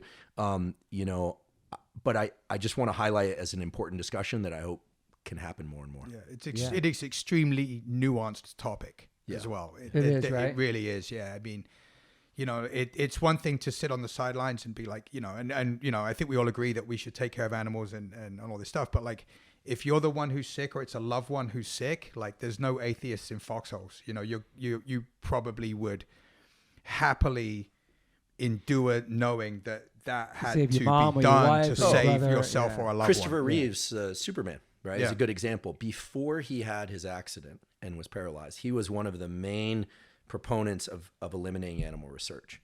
After he was paralyzed, he literally would roll into the annual Society for Neuroscience meeting, roll up to the microphone, and beg for more animal research to solve paralysis. Wow. This was also true prior to the AIDS crisis. There was a community in the Bay Area of people who were very much anti, at the time it was called vivisection, right? But it was animal research generally. AIDS hit, and then there was an enormous call for more research to develop antiviral drugs and treatments for HIV/AIDS, which frankly has been somewhat successful, right? Wow. If you look at the number of people dying from AIDS now, of course, areas like sub-Saharan Africa, there are huge issues, et cetera. So it's, it's a complicated conversation. Yeah, it's a tricky conversation. It's a tricky conversation. It is. And it's one that I think people, there's a lot of emotion in it. But it's different than the food conversation, right? Because the food conversation, you can say, listen, you don't absolutely need to consume animal products in order to survive and be healthy. I think there is a way. I'm personally not a vegan. I limit. Yeah. I do only eat food from particular sources that I trust, and that I would never eat factory farm meat, not in a million years, for health reasons and for animal welfare reasons. Yeah. So I think that, these are important conversations. The generation coming up, like the kids coming up, seem to be more tuned into all this stuff than we were. So it's really great. And, and I can't wait till I'm too old and gray to, read the the lines on the internet, where, and just know that people are just trying to carry the flag forward and just making the situation better. 100%. Yeah. I want to talk about NDSR, non-sleep deep. NSDR, non-sleep deep rest. So Deep rest. Sorry. So no, it's okay. You got it. We talked about that earlier, right, Adam? Yeah. So break that down. Yeah. So non-sleep deep rest is a term that basically umbrellas a lot of different practices that we can all do. These are zero cost practices that are science supported through research on humans, that allow the people to put their brain and body into a state that one can recover sleep that you're not getting. A lot of people are challenged with sleep. We can talk about ways to get better at sleeping. 2, can help you get better at sleeping. And 3, have been shown to increase the rate of neuroplasticity, the brain's ability to change in response to experience. But not just to learn things like math or language or music, et cetera, but also to recover from trauma, to work through any number of different things. So what NSDR is it takes about 10 to 30 minutes. You can find these NSDR scripts in various forms. So there's one that has been around for thousands of years, really, in India, but it's easily accessible now on YouTube or elsewhere for free, which is called Yoga Nidra. Yoga Nidra is nothing like yoga, no down dogs, no up dogs, etc. It simply involves lying down for 10 to 30 minutes. You listen to a script, and it has you go through a progressive relaxation of different parts of your body, and you breathe in a very particular way, which emphasizes long exhales. Okay. There's a really basic rule of physiology, which is that when you inhale, your heart rate speeds up a little bit. And when you exhale, your heart rate slows down a little bit. This has to do with the movement of the diaphragm, the heart volume, et cetera, et cetera. So anytime you're really stressed out, by the way, don't take a deep breath. Take a long exhale. Or even better, do 2 inhales through your nose and then a long exhale through the mouth. This is the physiological sigh? Correct. The physiological sigh. Exactly. Physiological sighs are a natural form of breathing that we all do when we get claustrophobic, and we do these in sleep when we start to run out of air, something called apnea. Sleep apnea is a buildup of carbon dioxide. When you do that double inhale through the nose and then a long exhale through the mouth until your lungs are empty, that one physiological sigh like that will calm you down much faster than anything else. Wow. Within seconds. Yeah. So if I wake up in the middle of the night sometimes, I'll do a few of those and I get right back to sleep. Game changer. Okay. Yeah, put you back under. Yeah. So Yoga Nidra involves doing some long exhale breathing, progressive relaxation. And the idea is you can fall asleep during Yoga Nidra. That's fine. But the idea is that your brain goes into a state of, as the yogis say, you stop thinking and doing and you start being and feeling, which sounds very new agey. And I'm sure a few people out there are rolling their eyes, but it's hard to turn off your thinking. And if you're having trouble sleeping or you're really stressed, the problem is your brain, as a prediction machine, is always trying to predict what's going to happen next. And for some people, it's kind of like a car whose transmission is off. It's like the RPM are just revving too high when you're in park. Okay. And so 10 to 30 minutes of Yoga Nidra per day, or what I call NSDR, and you can do this 3 times a week. You don't have to do it every day, is immensely beneficial. It's been shown to improve mental health outcomes, learning, recovery from trauma. It's zero cost. It's really easy. If you don't like the words Yoga Nidra, you can just look up NSDR on YouTube. Okay. There's a company called Made For that put out a script completely zero cost. There's another form of this, which is self-hypnosis. So a lot of people think hypnosis is, stage hypnosis with a pendant. Now, you're a hypnotist, right? No, but I work very closely with a guy who's our associate chair of psychiatry. He's a medical doctor, an MD at Stanford named David Spiegel. And he's designed tools that are now science supported with brain imaging and all this stuff that allows you to put your brain into a very unique state, which is a state of being very alert, but very relaxed, which is the optimal state for learning and the optimal state for basically for life. Yeah. And so there's an app out there called Reveri, Reveri. You can go to Reveri.com. I think now it's behind a paywall, but you can access it free for a short while if you want to try it. Okay. There's also a zero cost resource, a guy named Michael Sealey, Sealey on YouTube. He's Australian, so his voice sounds pretty pleasant to most people. My sister really likes it, and him, incidentally. And he has scripts for hypnosis for sleep, hypnosis for anxiety. when people think hypnosis, they always think of stage hypnosis. Yeah. But hypnosis is another category of non-sleep deep rest where basically you're deliberately shifting your own brain state. That's the difference between stage hypnosis. In stage hypnosis, the hypnotist is trying to get you to do things according to what they want you to do. Gotcha. In self-hypnosis, you're trying to get your brain into a state according to what you want.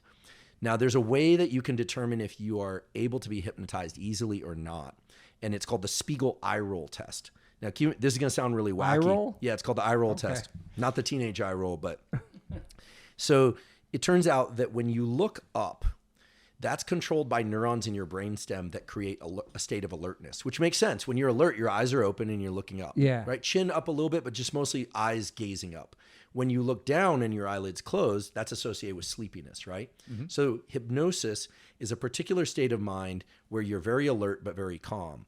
And so people who can go into hypnosis easily are people who can do the following. And actually, I can do it on each of you. So you need two people to do this. So what you want to do is you'll want to look up at the ceiling, but don't tip your chin up. So you're just looking up. And then as you look up, slowly close your eyes while maintaining upward gaze. Okay, great. So Blake just did it. So as I watched you do that, what I could see is that your eyes didn't move down as you closed your eyes. So this is always measured. The Spiegel eye roll test is measured on a scale about 1 to 4. If you're a 3 or a 4, you're very hypnotizable. I would say you're about a 3. Ooh. Okay, so for you, hypnosis, if you do it 2 or 3 times, even spaced by a few days, you'll find that the 4th and 5th time you do it, you will very quickly go into what they call trance, which is this state of being very alert, eyes up, but eyes closed. Odd state, right? Normally eyes closed, eyes down. Felt weird doing it. Yeah, different. You've got 2 sets of so-called cranial nerves. If anyone's going to kind of like call bullshit on me, it's these 2 sets of cranial nerves that normally drive alertness and eyes up or calmness and eyes down and eyelids closed. So let's see about you, Toby. So what I got to do now? Yeah, so you're just going to look up. And then while maintaining upward gaze, you're going to slowly close your eyes. It's hard. Yeah, there you go. See, I can still see the whites of his eyes. You're probably a 4. Ooh. You're very hypnotizable, which is great. Now, this correlates with other things. Like, for instance, everyone's been hypnotized. If you've ever watched a movie and gotten really into it, and you just forget where you are, 100%. You're in hypnosis. Is that flow state? Flow state's a little bit different, a little less well-defined. But if you try hypnosis and like it, great. It's one of those things where you can, in a very short amount of time, you can, for instance, the other day I was about to record a podcast, and to record our podcast, because they're pretty information dense, and it's me just blabbing, which obviously I have a hard time doing. No, I'm just kidding. Killing it. I always say I have kind of like a scientific Tourette's. I just like can't stop. But I apologize. But I was tired. I'd been up late the night before. I'll put myself into hypnosis, listening to one of these scripts off YouTube. I'll look up like 10-minute hypnosis for focus. And very quickly, you just start kind of in this relaxed but alert state that's very similar to sleep, but you're not asleep. Sort of like yoga nidra, which means yoga sleep. So it's non-sleep deep rest. And then you come out of that, and I felt like I'd slept for a long time. I was ready. We recorded a podcast. So these are very useful zero-cost tools. They are different than meditation.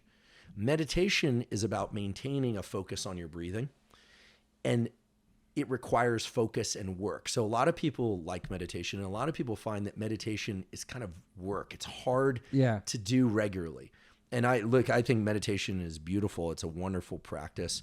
But a lot of people have a hard time doing meditation regularly. Yoga Nidra, these hypnosis scripts, they're nice because you're just listening to someone else talk and you're following some very basic instructions. So non-sleep deep rest is great when you're tired. It's great if you're going through a particularly stressful time in your life. It's great if you haven't slept much and you want to recover quickly. It's great if you're about to go on stage or you're about to do a podcast or play. Yeah. And it's also kind of nice to do with somebody. So every once in a while, if we're really kind of like blitzed on life, my girlfriend and I will just go. Sometimes we'll say we're going to run, but we'll just run to the park and we'll just lie down and do a yoga nidra. And you come out of that and you're like, wow, I feel really, really relaxed and clear. I'm definitely try it, man. So, and I love the idea because it just so happens that there's zero cost. I love that, man. I would pick the voice of somebody who a yoga nidra script that you like. So I'm particularly fond of Kamini Desai's voice, Desai. Kamini Desai has an app that's zero cost. Also on YouTube, you can hear. She's just a really pleasant voice. Okay. I confess I have a little bit of a Kamini Desai crush. It's like a yoga nigger crush. Just because I'm in this deep state of relaxation. that's her voice. That's condition, place, preference, right? That we were talking Yeah. about before. So, yeah. I've always wanted to meet Kamini Desai, but I kind of don't want to meet Kamini Desai. It's like because you know, who knows? I'm sure she's a very nice person. But so these are practices that are really, really soothing to your nervous system. Yeah. And look, there's a lot of anxiety, depression, and challenge out there.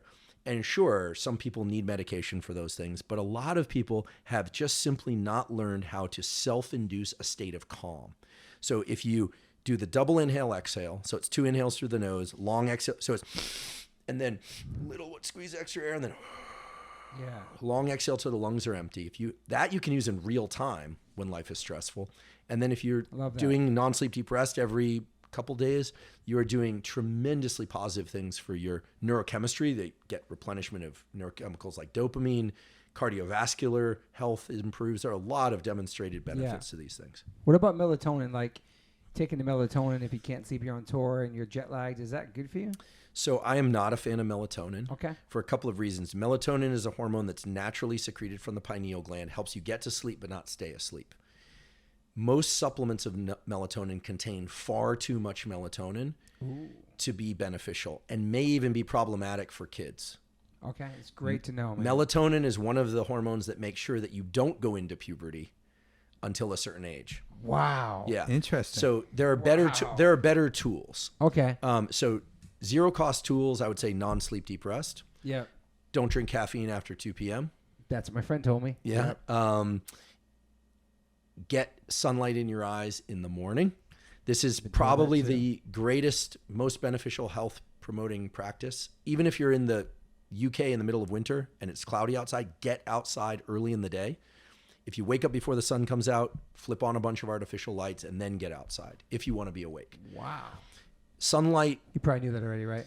I take morning walks. Okay. Yeah. Sunlight triggers activation of neurons in the eye called these melanops and ganglion cells, for those that want to know, that send a signal to your hypothalamus, which is a brain center that's involved in generating your overall states of alertness and other things. And it sets a timer on when you're going to get sleepy. So when you first get sunlight in your eyes, even through cloud cover early in the day, about 16 hours later is when you're going to get sleepy. If you wait to go outside for the first time till noon or so, you're delaying your clock. Wow. Okay. So there's a whole set of mechanisms there, but that's a very useful tool. So these are still zero cost tools. If you can, also get outside in the afternoon before the sun goes down. Okay, I do that. You do not need to stare directly into the sun. Indirect sunlight is fine, but dark sunglasses are going to be a problem. So eyeglasses and contacts are fine because they just focus light into the eye. Yeah. Now, in the evening, there are a couple things that prevent people from falling and staying asleep. One is caffeine. The other is stress. So yoga nidra, the physiological size, hypnosis can really help with the stress part. The other is that, I know you guys aren't drinkers, neither am I, but alcohol is a sedative, but it disrupts the architecture of your sleep. You are not getting real sleep. So avoid alcohol. People pass out drunk, they're not really getting good sleep? No, they're sleep deprived. Wow. Yeah, very much sleep deprived. What about screen time in the dark? People look at screens before they go to bed. That's bad, right? Yeah, so avoid bright light of any kind. So dim the lights, but especially screen lights between the hours of 10 p.m. and 4 a.m., assuming you're on a normal schedule. Now, if you wake up at 4 a.m. and you need to go to work and you want to be alert, you're going to the airport saying, flip on a bunch of lights. Okay, this is also true when you're traveling and on tour. Get onto the local sunlight schedule. Also, getting onto the local meal schedule will help you shift more quickly. That's been demonstrated over and over again in humans. We've done that on tour, right? Yeah, I feel like the biggest challenge is with tour is that it's set up to make all of that really difficult, because the way we do it is we'll fly into Europe, we'll get straight on the tour bus, we'll go straight to the venue, we'll have to stay up until like 2 a.m. because we got a show, then we're going to eat after the show, then we're going to go to bed, and what happens is you wind up, like a lot of people get on this sort of graveyard shift where you're like going to bed at brutal. like 5 a.m. and getting out at like 2 p.m. And it's the vampire shift. Yeah, I do brutal. some work with military where they do ops at night, and so they're always flipped, right? And it's very similar to what you described. So what I would suggest, I'm going to get you you don't need a daylight simulator. Those are very expensive and not necessary. But there's a very lightweight kind of 8.5 by 11 LED light that can plug in anywhere. I'll bring one over to you or send one over to you. I have no relationship to this company, by the way. Okay. I don't even care which company you buy it from. I don't even care if you buy it. I'm just saying that. And then what you want to do is basically look at that thing when you want to be awake, and you want to avoid bright lights when you want to be asleep. Now, if you are looking at your screen a little bit in the middle of the night, no big deal. Just dim it way, way down. Yeah. If you want to wear blue blockers, fine. But really bright light of any kind can trigger activation of this mechanism. Wow. Yeah. So I would stay away from melatonin. Now, if you do need some chemical assistance to get to sleep, there are safer alternatives to melatonin, and certainly safer than prescription drugs. Yes. I won't name names because the drug companies haven't come after me yet. But, my sister for years was like, oh, I have this prescription of this thing and this thing. Yeah. And it was like, then it doesn't work anymore. And then there's this, I feel groggy. And then, she's not an alcoholic, but, she likes a glass of wine. And then there's actually the danger of dying when it's like, it's a pretty slippery slope. So a couple things that would benefit people anyway. Magnesium threonate, THREONATE, very inexpensive. Magnesium threonate can take in 30 to 60 minutes before sleep, can accelerate the transition into sleep. Interesting. You know that, Adam? Yeah. No, and we should definitely get some. It's great. I'll send some over and give you some. That's amazing. The other thing is something called apigenin, APIGENIN. I should mention both these things are extremely inexpensive. We're talking like $8 for a 2-month supply of apigenin, which I realize people's budgets vary, but compared to not sleeping, it's, sleep is the foundation of mental health, physical health, and so-called performance in anything. 100%, man. If you're not sleeping well, 80% of the nights of your life, meaning enough and deep sleep, you are not as well as you could be, and your health will suffer in the long term. But I don't want to create sleep anxiety, because then people go, I woke up in the middle of the night to go to the bathroom and like, am I going to get Alzheimer's? No, you're far more resilient than that. Your biology is intelligent. It can handle that. Do you monitor your sleep? I don't like sleep trackers. And here I probably just lost a podcast sponsor, but here's the thing. I can tell if I'm rested or not. Okay. When I wake up, like last night I went to bed around 11 o'clock. I woke up at 4 and I was just wide awake. I was like, I need to get back to sleep, but I was wide awake. So what did I do? I read for a little bit on my phone. I admit it. Then I did a yoga nidra, fell back asleep. Woke up at 7:30, felt great. Sometimes I have to get up. I'll try and do a yoga nidra at some point later in the day, or a hypnosis script. Even just 10 minutes in my car sometimes. I'm the guy like mouth open, kind of drooling on himself in the car. Yeah. So that's me. You see that guy? That's me. And then I emerged from that feeling very good. So magnesium threonate, apigenin. There are a few other things for people that really struggle with anxiety. Something called inositol, ITOL, inositol. And you want to look for myo-inositol. 900 milligrams of myo-inositol is a really nice anti-anxiety, safe sedative that will help you sleep. It's also been shown to improve female fertility. It can reduce anxiety, but these are all things that you would take 30 to 60 minutes before sleep. Okay. A very small subset of people, like my podcast photographer, Mike Blayback, feel not well when they take magnesium threonate. It upsets the stomach and give you diarrhea. You'll know the first time you take it, and you'll never take it again. Okay. The form of magnesium is important, though. If you take magnesium citrate, it's basically should be called magnesium shit straight because it's a superb laxative, but it won't help you sleep. So magnesium threonate or magnesium bisglycinate are the ones you want. If anyone wants these lists, by the way, we have a website, hubermanlab.com, and there's a sleep kit. Oh, that's cool. That lists all this out. It's free, so I'm not looking for a payday here. Sick. It's free. I don't make anything off these purchases that I'm talking about. I would say get your behaviors right first. Limit caffeine, non-sleep, de-rest. Then, and only then, if you need supplementation, use supplementation. Yeah. I don't think going straight to supplements is the way to go, because here's the really cool thing about the nervous system. If you do a behavior over and over again, like hypnosis or yoga nidra, your nervous system changes. It gets better. Yeah. If you take a supplement or drug, your nervous system just reacts to that. There's no need for it to change. The change comes in the form of a pill. And I'm not anti-pills, provided it's healthy and safe and within the context of what people, can and should do. Everyone's different. But taking something and doing something are fundamentally different in terms of how they change you. Mm-hmm. One allows you to self-direct your own plasticity. Your nervous system gets better at relaxing. The other, you are literally dependent on this thing in order to relax. 100%. Yeah. Yeah. What about power naps? Because we're both big on power naps. Absolutely. Is that important? The rule on naps is don't make them longer than 90 minutes. Oh, okay. Oh, I wish I could do 90 minutes. Wow, 90 minutes. So 90 minutes or less, for reasons that we sleep in so-called ultradian cycles, et cetera, et cetera. If people want to learn more, I'm happy to talk more about it. I know you can take an hour and a half power nap. That's crazy. Yeah, so that would be, I don't know if that's a power nap. That's like, and then don't nap if it's getting in the way of you falling and staying asleep at night. Yeah. So if you're going to take a nap at 9 p.m., you're going to have a hard time going to sleep at midnight. Yeah. Teenagers need to nap a lot. They're growing like crazy, right? He takes naps after he serves, yeah. Yeah, I mean, this guy's, basically, he's a bag of growth hormone right now. Totally. So, so even adults napping is good though for absolutely, us, right? In the 50s, absolutely. And I take a nap in the afternoon often. How long is your nap? 20 or 30 minutes. Okay. Yeah. How about you, Adam? Dude, I'm up at like 10, 15 minutes. Good to go, man. Wow, man. Yeah. 10 or 15. All this stuff, non-sleep, deep rest, naps, they fall into the category of what I call deliberate decompression. We're go all the time, and then sometimes we'll kick back and scroll through Instagram. That's not really decompression. Your brain is still a little too active. So I really encourage people to develop some zero-cost, healthy ways to recover yourself. And when you do that, your brain functions better, your body functions better. And you can be flexible about when you do it. I don't think it has to be every day. I think that doing them fairly regularly. We talk about caffeine too. Like you commented on my thing about coffee a couple weeks ago because I was on it for a year, then I quit it, and I was back on it right now. Like people, there's such a thing back and forth about how coffee is good or bad for you. You swear by coffee. I swear by black You've coffee. You've always been by black coffee love it. for a long time. Yeah. And what's your take on coffee? Here's the thing about coffee. I like coffee and I like yerba mate. I brew my own. I got that too. Yeah, there you go. Argentines. Yeah.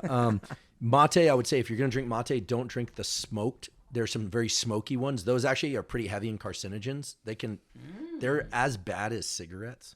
Oh, wow. The really smoky mates are not good, but the mates that don't have a smoke flavoring, that artificial flavoring, are great. It's got something called GLP-1 in it, glucagon-like peptide 1, which is great for lipid metabolism and all that. It's great stuff. It's also well known in South America. It's pretty good. Is that okay? Yeah, that's great stuff. Okay. Yeah. So I brew hot mate, or I'll drink mate out of the can. For me, unsweetened because I like the taste unsweetened. Coffee, I think is great. Here's if you it's a diuretic, right? Obviously. It's a diuretic, so make sure you drink enough water. Actually, I think I heard Tim Armstrong on some podcast once where now I'll pay money just to hear him talk. Oh yeah. I know you guys are friends. I've never met Tim. I've obviously seen him around, but but I remember him saying like, yeah, I drink like a cup. You got to drink water for every time you drink. It's true. You do because it's a diuretic. You also lose salt. So a lot of people that think that they are jittery from low blood sugar, take a little bit of sea salt, put in water and drink it. Or even just lick salt like a rabbit. Because I get jittery from coffee, for real. Yeah. What you'll find is you immediately feel better. Because what happens is when you drink coffee and you lose water, you lose salt also. Yeah. Sodium goes with it. Your blood volume goes down and less blood is going to your head. Okay. Now, if somebody has pre-hypertension or hypertension, obviously you don't want to be throwing back bags of salt. But most people, especially if you exercise, you're eating pretty clean, you're drinking coffee, would do well to add some salt to their food, believe it or not. If you're consuming a lot of processed foods like chips out the bag and stuff, well, of course you're getting tons of. Well, then you don't need any more salt. But salt is not a bad thing per se. If you're somebody who gets that afternoon crash, you just really exhausted, you might try consuming caffeine 60 to 90 minutes after you wake up. People who just wake up and slam back caffeine, not a good idea. The reason is the longer that you're awake, a molecule called adenosine builds up in your body and brain and makes you sleepy. Caffeine is an adenosine antagonist. It blocks the effects of adenosine. That's why you feel alert when you drink it. Yes. But if you wake, pretty hard. But when you wake up, let's say there's a little bit of adenosine still floating around. You didn't sleep so deeply.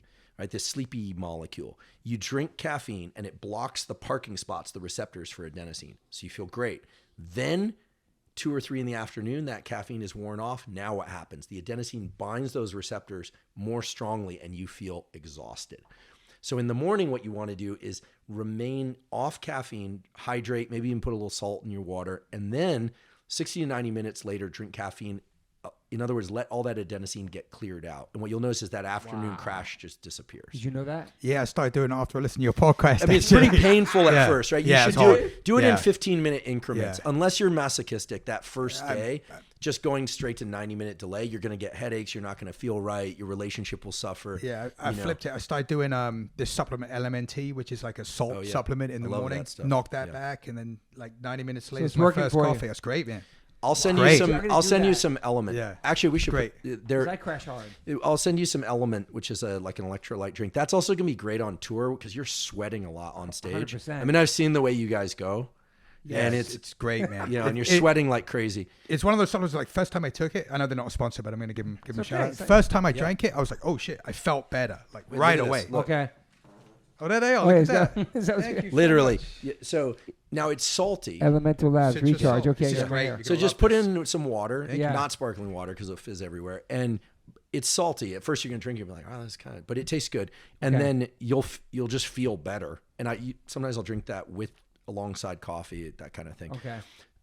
But yeah, I think caffeine's fine. The other thing that caffeine does, which is great, is caffeine makes your dopamine receptors more sensitive. So that any dopamine you release in response to pleasurable things feels better. It's going to function better, which is not to say that, you're going to have too much dopamine. It's not like cocaine or something, which cocaine basically is a dopamine agonist. It increases dopamine, but then there's a huge crash in dopamine. Crash. Methamphetamine, 1,000 times more potent dopamine activator than cocaine. So going to a punk rock show, if you love punk rock, is a dopamine agonist. Okay. But it's a healthy experience-based agonist, and that can keep you going. I mean, I remember being happy for 3 days after a show. 100%. 3 days. 100%. 4 days. That's dopamine. That's what's going on there. I have a question for my friend about ocular migraines.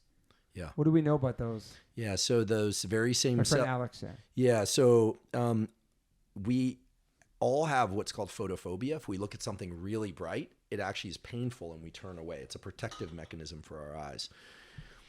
If somebody has ocular migraines, there are a few things that have been shown to help. One is, believe it or not, L-carnitine, which is sold over the counter, at least in this country. There's some interesting data on that. Here also, there have been some studies looking at very low doses of melatonin during the daytime. Wow. So not 1 to 3 or 12 milligrams, which is normally what you would find on the bottle. That's a huge amount. But maybe 0.5 milligram of melatonin has been shown to be somewhat successful for certain kinds of ocular migraines, and also for tinnitus. People get ringing in their ears. He has it. Yeah, I have a little bit of that. Well, that's probably because I play obnoxiously loud music without earplugs in. No, I only just started that's like street skateboarding with a helmet. Nobody does it. I only just There's like the one guy that does it, right? And of course, everyone probably should. Mike Vallely does it forever. Shout out to Mike Vallely. He's always wore a helmet street skating. Really? It's awesome. Yeah. Smart. He's a badass. Guy. He is, yeah. There's another scary East Coast dude. I know now he's like a friendly guy, but that guy got really into fighting for a while. Yeah, he's legit. He's was that the guy with the famous video where he beats up like 4 guys? Vallely? Yeah, he was a vegan for a bit too. Still is. His whole family is, Is he? Yep. Yeah, there again, you can't make up a guy like Mike Vallely. Like, look at him. Like, just the whole thing, like the lightning bolt and the thing, and like now with the long hair. Like, he's badass, man. Yeah, he's got a band, right? Yep. The Rats. They're coming here on tour right now. Are they good? Yeah. I haven't heard them yet, but they're coming on tour. Okay. I just tripped out when I saw Vallely in The Hangover.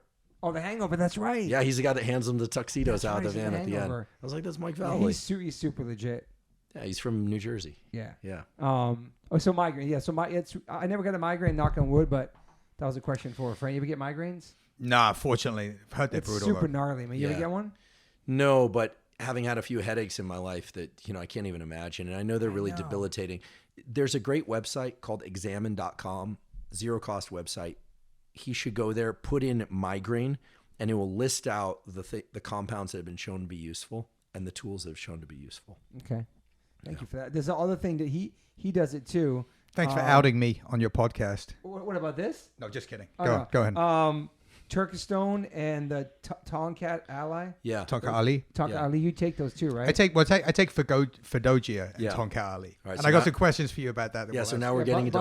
bust out, because one of my friends' questions like, when you go to the gym, how many people you think are actually taking that stuff? So first question is, what are they for the listeners out there? Okay, so first of all, I have No financial income related to Tonga Ali, Fidogia, or Turkesterone. Just to be clear, because which I'm not. There's nothing wrong with having a commercial affiliation with something, but I just want to be clear about it. Yeah, I do. So, testosterone and estrogen are present in both men and women, different ratios, right? So in general, in men, testosterone is higher than estrogen, and in women, it's the opposite. But both make both.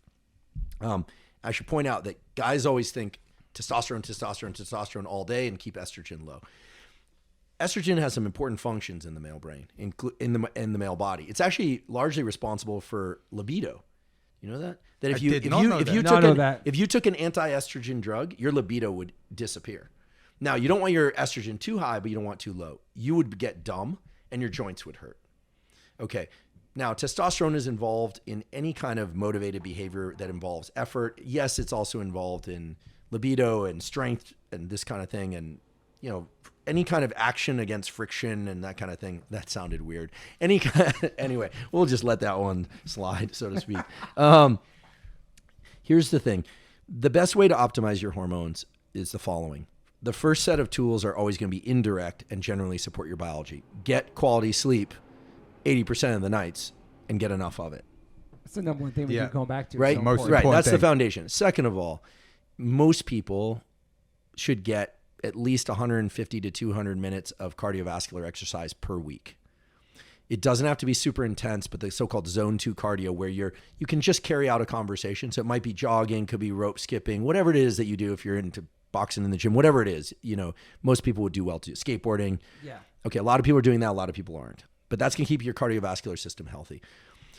Resistance training, meaning weight training, definitely can help increase testosterone and optimize testosterone-estrogen ratios. I would say that the science there says you want to do about 3 times per week, 6 sets per muscle group per week. It's going to vary. Some guys are hitting the gym hard. Yes. Other people are just cruising. I just had a long podcast with Andy Galpin, who's from Cal State Fullerton. He's a professor there.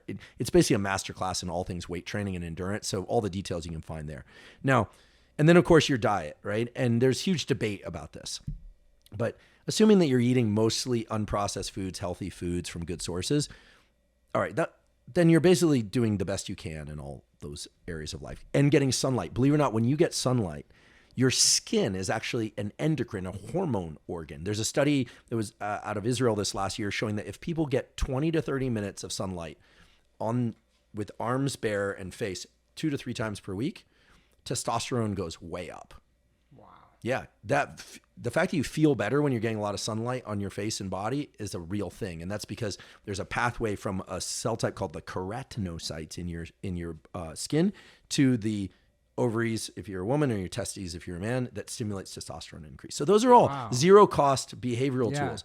Then there are the supplements, right? And then, of course, there's people that inject testosterone. And we're in Los Angeles, and so there's a lot of that stuff now. We talk about that if you want. But 3 supplements have been shown to increase testosterone levels. The first one is an Indonesian herb called Tongat Ali. It's also called long jack, of all things.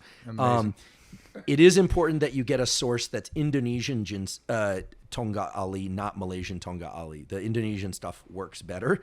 400 milligrams to 600 milligrams per day, early in the day, because it can be a little bit activating, make you alert. So is it vegan as well? Yeah, cool. It should be. Yeah, because it's just from a plant. Cool.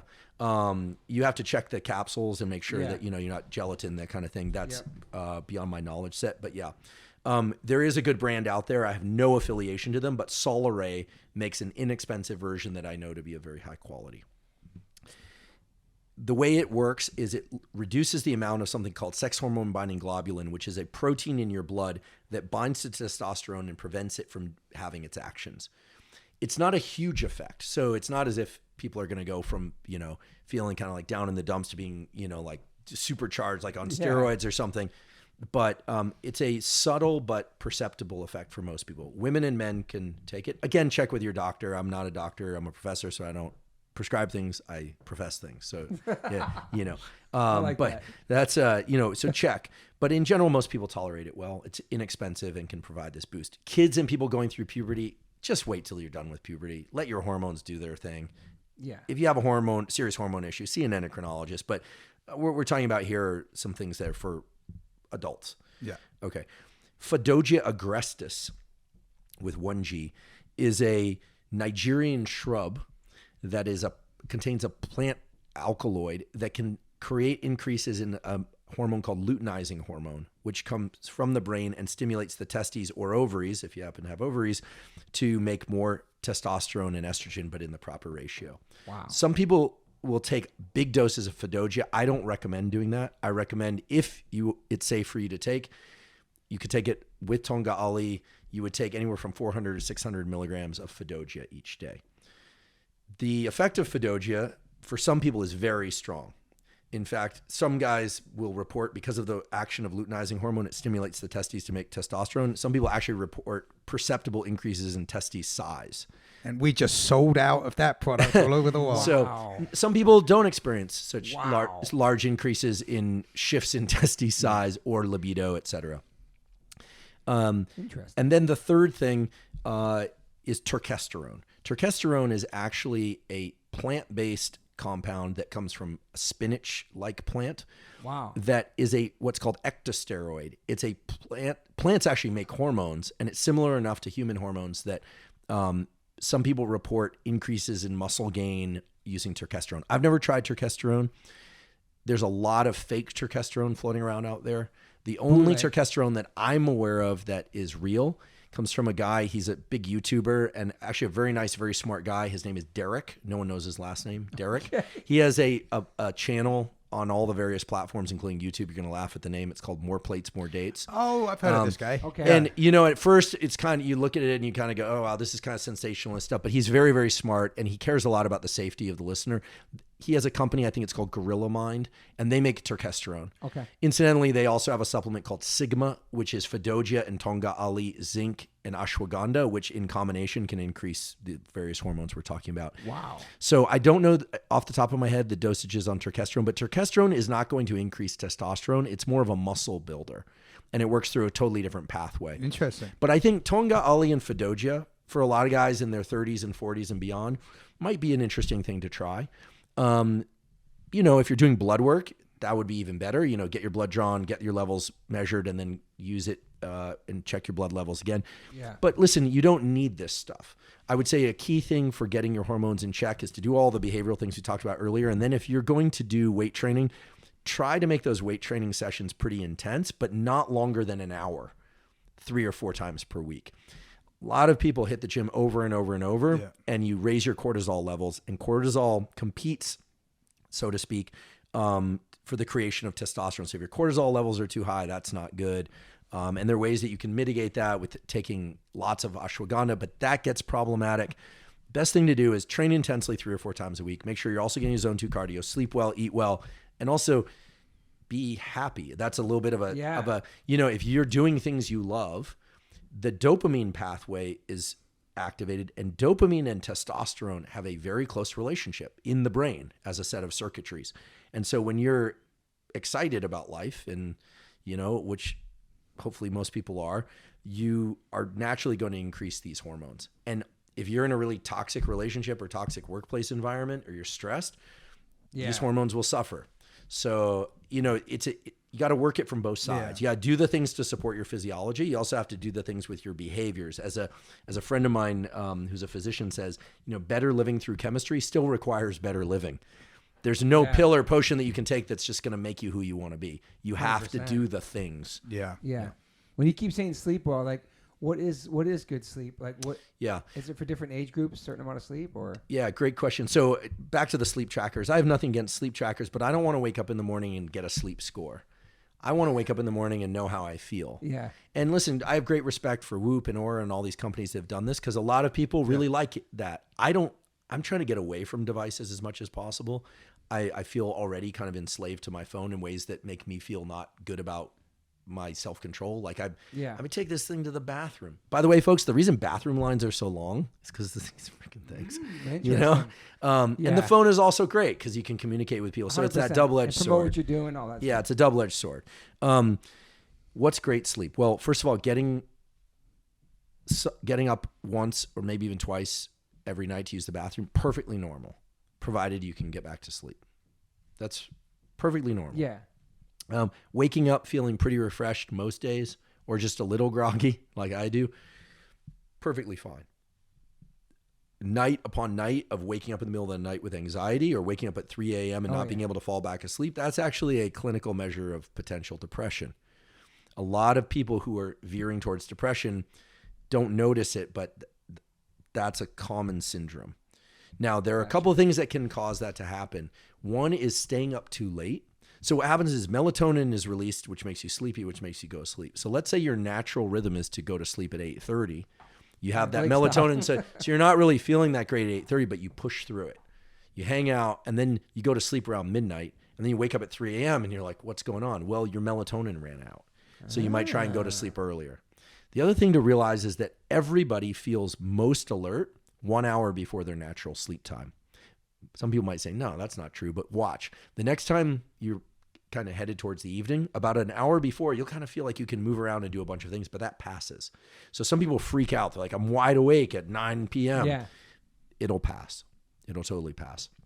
So it's about creating the right environment internally in your head.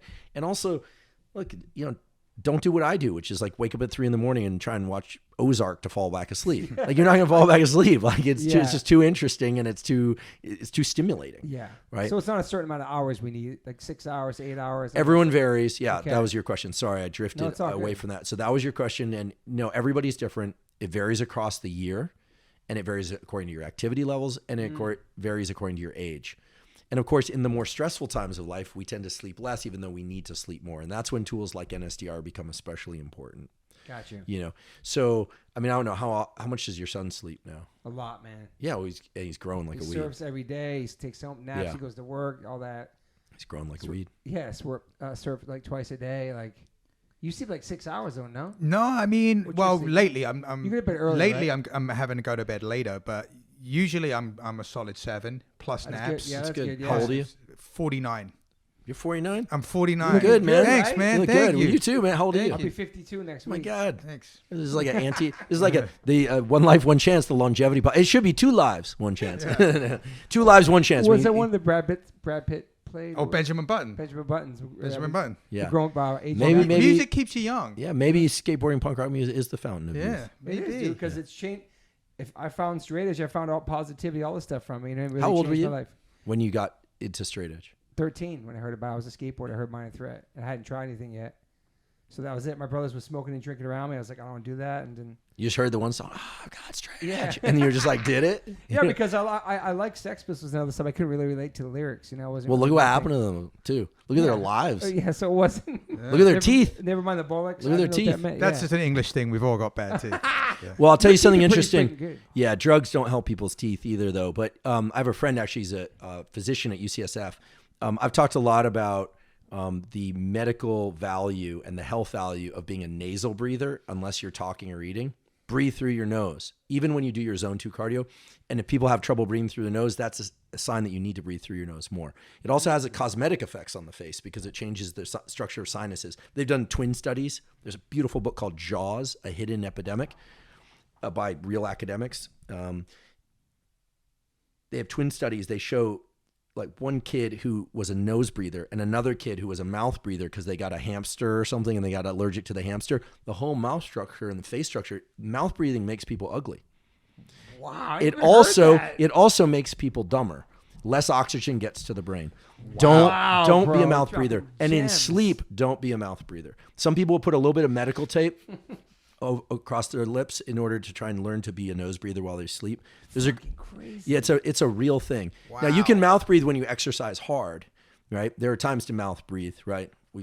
Use your imagination, right? There are times to mouth breathe, but in general, try and be a nose breather. Try and breathe deeply through your nose, deeply and slowly, as often of your life as possible. Wow, man. And Good the other to thing know. is chewing your food, believe it or not, is good for keeping the nasal passages clear in order to breathe well. The structure of people's faces has changed a lot in the last 20 years because people are slurping down their food now. People aren't working hard at chewing on things. And if this book Jaws, you don't even have to buy it. You can just Google it and look at the images on Google and you'll see dramatic shifts in people's facial structure when they start doing more nasal breathing and when they start really chewing their food. Cool, it's really cool. And I think for people who use their vocal cords and sing, this is especially important because you know how to use your diaphragm, right? Totally. So you're probably good, but most people don't really know how to breathe deeply. Yeah. They don't know how to speak in a way where they're not asphyxiating themselves. And a lot of people actually think that they have anxiety about speaking when actually they just don't know how to speak and continue to breathe at the same time. I didn't thought about that either. So nasal breathing is a game changer because it will keep you out of sleep apnea. And sleep apnea is a very dangerous thing. So to scare all the men, like it leads to like problems with like erectile function. In women, it can limit fertility. You're basically asphyxiating yourself. You're starving yourself of oxygen in sleep. And people who are obese or who just naturally have big necks, right? Take note, Murray. Now I'm scared. If you sleep on your back, you're limiting airflow. So, try and sleep on your side or cover or tape your mouth shut. Get big, deep nasal breaths. I mean, you need oxygen in every cell of your body. And if you're spending 7 or 8 hours of the night and parts of your day basically hypoxic, low oxygen, you won't think as clearly. You'll think you have brain fog. You'll wonder what's wrong with you. You have fatigued. It's a serious thing. And if you've ever been on a plane, and I hate to say it, with a mask, you're basically just breathing carbon dioxide over and over, and you feel like garbage. Yeah. Brutal. Yeah. So I'm not going to get into the mask thing, but hopefully soon we can get out of those things. It's looking pretty good right now. It's looking good. So knock on wood. Not for flying for a while, but just everywhere else, totally. Right. Yeah. Also, real quick, going from a sauna to ice bath. Like, I know I've been talking about this to you for a while, and all my friends have it. All you guys have it. Did they send you an ice bath yet? No, not yet. Cold plunge. Send this guy an ice bath. They make great ice baths, but they should send one over to you. How important is, like, what is that doing for a 52-year-old man? Why do I need a sauna that I'm obsessed about and getting a cold plunge in my backyard? Because I see all you guys doing it. Like, what does it do for me? Okay. So glad we're talking about this because I just recorded 2.5 hour episodes about heat and sauna. So buckle up. No, I'm kidding. I'll just give you the high points. First of all, whether or not you get into a hot sauna or you get into cold water, whether or not you do the cold water from cold shower or an ice bath or cold immersion or just outside on a really chilly day in a minimum of, let's hope, appropriate clothing. Cold showers as well, too, I want to talk about. Yeah. Cold showers. The effect is the same at first, which is a shot of adrenaline. It's also called epinephrine. Now, epinephrine is an adrenaline you think of as stress hormone, but it actually is a whole kit of hormones, including dopamine, epinephrine, and norepinephrine. They all get released. They're called the catecholamines. Dopamine is a good thing. It makes you feel really good. Epinephrine is a really good thing. It makes you feel energized. It also activates your immune system. So when you get into cold water, believe it or not, a study just came out. If you get into very cold water for 20 seconds, you get a shot of adrenaline that doubles your adrenaline level and your dopamine levels increase also. And your dopamine levels continue to increase for several hours afterwards. So after you then warm up, take a warm shower, towel off. 20 seconds would be, but that's in very cold water. What I recommend is... What's very cold water? Well, that was 4 degrees Celsius, which is really cold. Okay. I'm not doing the conversion in my head, but 80 degrees Celsius is 176 degrees Fahrenheit. 100 degrees Celsius is 212 degrees Fahrenheit. So you can do the math there. I'd struggle to get that, but no, we can't. Yeah. Okay. So what I recommend is, develop a practice of taking a uncomfortable but cold shower or ice bath or cold immersion of some sort 3 times a week. Get up to 11 minutes total per week. Okay. That's what the science says. Science on humans. Okay. Again, not animal studies, on humans. Cold immersion would be best, just up to your neck. But a lot of people don't have an ice bath, so get a cold shower. It should be uncomfortable, meaning you should think, I really want to get out, but I'm going to stay in. And yes, it's fine to turn on the warm water afterwards. Okay. Unless you're doing it to stimulate your metabolism, in which case you want to turn off the water and get out, meaning end on cold. You take a hot shower, then end on cold, and then force your body to naturally warm back up. The cold water stimulates the release of these chemicals that make you feel good for many hours. It activates the immune system. This is well established. And it activates what are called brown fat stores. You have white fat, which is the blubbery fat. And then you have brown fat, which is the fat that's around your spinal cord and your heart and in between the blades of your shoulder blades. Know about that? Yeah. Wow. Brown fat is present in kids because kids can't shiver. And brown fat is rich with what's called mitochondria, which is kind of a powerhouse of the cell. creates ATP. It's like the wax in a candle or the oil in a candle. It helps you feel comfortable in cold. So if you do a cold shower on Monday, Wednesday, Friday, and then you're outside on a cold day, you're going to feel comfortable in short sleeves. Interesting. Okay. Now, some people say, why can't I just go outside in the cold? Well, you can, but you need to be out there much longer in order to get the effect. And the reason is that it has to do with the physics of heat transfer. Without getting into a lot of details, in water, there's 4 times at least the heat transfer. So the reason Michael Phelps could eat so much and still stay lean is that he was exercising in water, which meant he burned essentially 4 times more calories than if he had been running the same amount in air. And that's true even if you're in warm water. So there's a lot of ways you can maneuver this. First of all, I would do cold water exposure of any kind early in the day, because afterward the response is your body heats up internally. And the process of going to sleep requires a 1 to 3 degree drop in temperature. That's the other thing I forgot to mention before. Sleep in a cold room, pile on the blankets. And then as you get too warm, throw the blankets off. Because if you think about it, if the room's too warm, you'd need to like have an ice bucket next to you in order to cool off. So that's especially true on tour. Okay. If you're having trouble sleeping, you guys don't van tour anymore, do you? Sometimes. It might be in our future, unfortunately. With the gas prices are sardined in. I've only been on one van tour. I actually joined up with Left Alone for a little leg of their tour. Oh my God, there's no way I could do it again. It's so brutal. Intense. Yeah, I mean, waking up next to a bunch of guys like in a sardine coffin stuff. It's brutal. It's brutal. Much respect to anyone that does it. It's harsh. It's harsh. Thank you. Yeah. So the cold water exposure is great. Build into it gradually. I mean, you could even get in 60 degree Fahrenheit water, which is pretty warm. It's not really like frigid, but then you need to stay in for 20 minutes. Okay. So what I say is build up to 11 minutes total per week of uncomfortable but safe. Okay, and that's going to vary for different people. Now, in terms of heat, ideally you would do heat exposure in the evening, because afterwards your body's going to cool down in response to that. But listen, the best time to do it is, I always say, is morning, afternoon, or any time of day. Not doing these practices simply because you don't have the opportunity to do it at a particular time of day. That's not the way to think about it. Yeah. A sauna always feels good. But you do want to get into a sauna that's uncomfortably hot to some extent. Like how hot? Okay, well, this is going to vary, and unlike with cold, it's pretty easy to kill yourself with too much heat if you go really high. So if you're out in a hot desert, you're dehydrated, and you're trying to run a marathon, thinking you're David Goggins or Rich Roll, like you can kill yourself. Totally. So safety precautions aside, 176 to 212 degrees Fahrenheit is a good range for. I'm a big fan of sauna, not infrared sauna. Okay. Infrared light has other uses, but most infrared saunas, A, are too expensive, and B, don't get hot enough. Interesting. Okay. Now, for those of you that why don't you recommend one off air sauna? Yeah, I have no relationship to any sauna company, and I do use red lights for other things, but not in the sauna. The whole thing of red light sauna is really about people like the way they look under the red light in the sauna. It's not much better for you or anything? Okay. No, but red light is good for other things that we could talk about. It's so...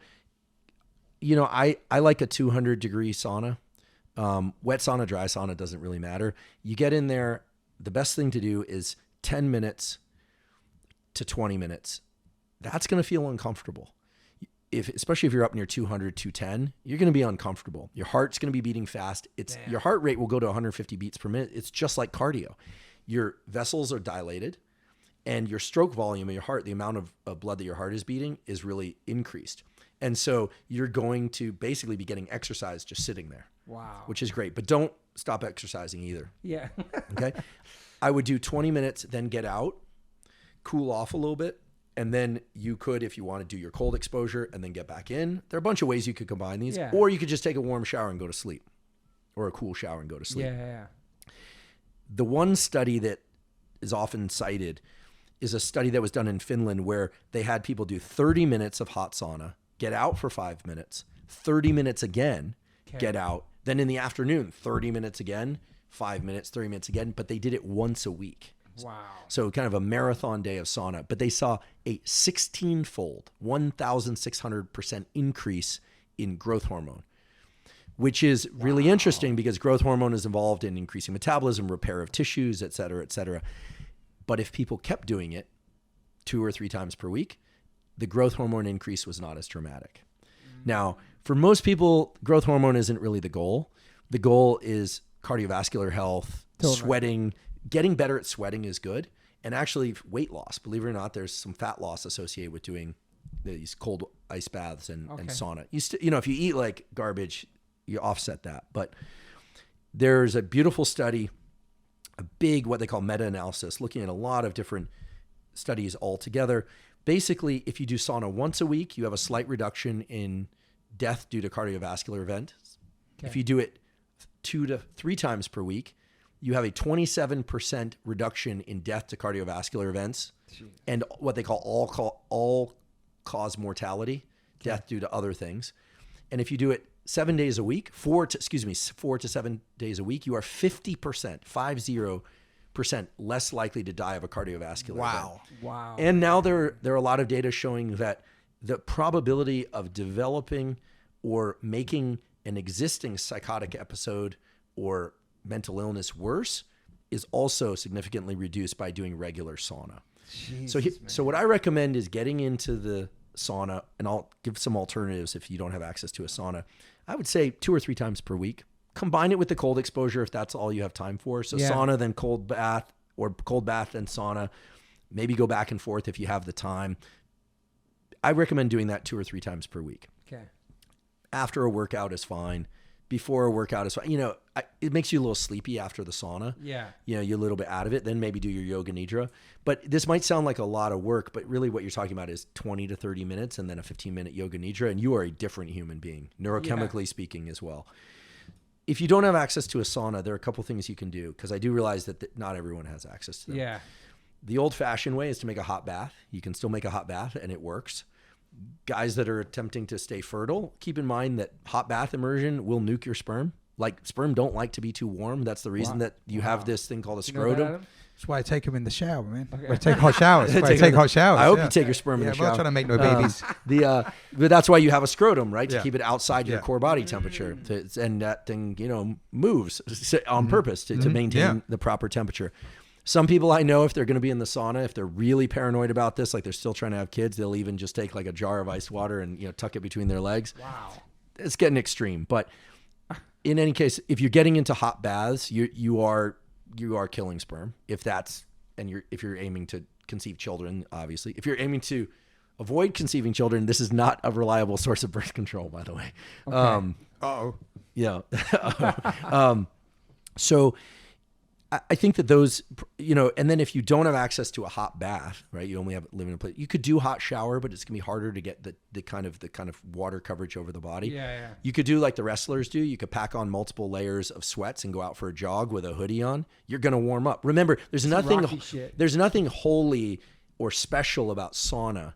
It's about heating the body. And there's a whole set of biological mechanisms that explain the effects. Things like heat shock proteins, which kind of prevent misfolding of proteins that can lead to things like dementia, things like activation of these genetic programs. There's this really cool gene called FOXO3. The more copies of FOXO3 that you have, the more likely you are to live to be 100 or older. Wow. And sauna induces a pathway through heat that increases the activity of whatever FOXO3 you happen to have. So the longevity effects make sense. So there's a lot of mechanism now to explain this stuff. But once you get into the whole sauna thing and the cold exposure, what you'll notice is you'll start to crave it. You'll be like, it's been 3-4 days. Whenever I'm traveling, I don't know if you guys can do this while on tour, I'll look for a banya, B-A-N-Y. These are the Russian banyas. Okay. They know how to do sauna and cold right. Okay. You go in there and they'll have a sauna that goes to like 230. Which is brutal. It's hard to even breathe. You're just like, oh my goodness. I'll do that for 5 minutes. Then you can jump in the cold dunk. Then you can get in the steam shower or something like that. In New York, there's one that I always go to. I think it's called like Spa 88. It's down near Wall Street. And it's really old school banya. They'll even do the platza, which is they'll take branches and they'll beat you with it if you want to stimulate the blood vessels to circulate. The issue with going to with banyas and things like that is, there's a cost to it. It's like $50. And the problem with ice baths is you might think, ice baths are cheap. Getting enough ice into the cold tub, you're looking at a $50 or $60 ice bath. Wow. Okay. So, over time, if you get really into this stuff, the cold plunges start to make sense financially. Yeah. And there are a number of them out there. they do carry, like the price tag is pretty high on some of them, but if you're doing this regularly and you kind of compute against the cost of going to a sauna, it's sort of like the difference between owning a massage chair and getting professional massage. Like obviously a professional massage is amazing. You're like, hey, like work my feet or whatever. But you're throwing down $200 every time, or it's true, yeah. And over time it gets expensive. So the ability to access some of that at home can be useful. But you can use the shower and the bath, and the real poor man's version of it is to go jogging and wrap yourself in plastic bags, throw on two hoodies and a pair of jeans and go out for a jog. Shit, right? It's a New York City sauna. And then come home and take a ice cold shower. And I say this thinking, when I was a college student or even a graduate student in postdoc, I didn't have the money to buy a sauna or go to a spa. Like, forget it. Me either. And definitely check the bathhouses. Like different bathhouses have different cultures. Some are clothing optional. Some are clothing. The ones in New York are like Spa 88 are all clothed. There's one in San Francisco called Archimedes Bonnie, which is clothing optional. I just say this because, you might run into your coworkers. Just like be smart, if you got a lot of tattoos, people are going to be reading your tattoos, Toby. Sure. So anyway, I'm sort of half joking here, but these practices are powerful because cold and heat both stimulate the release of adrenaline.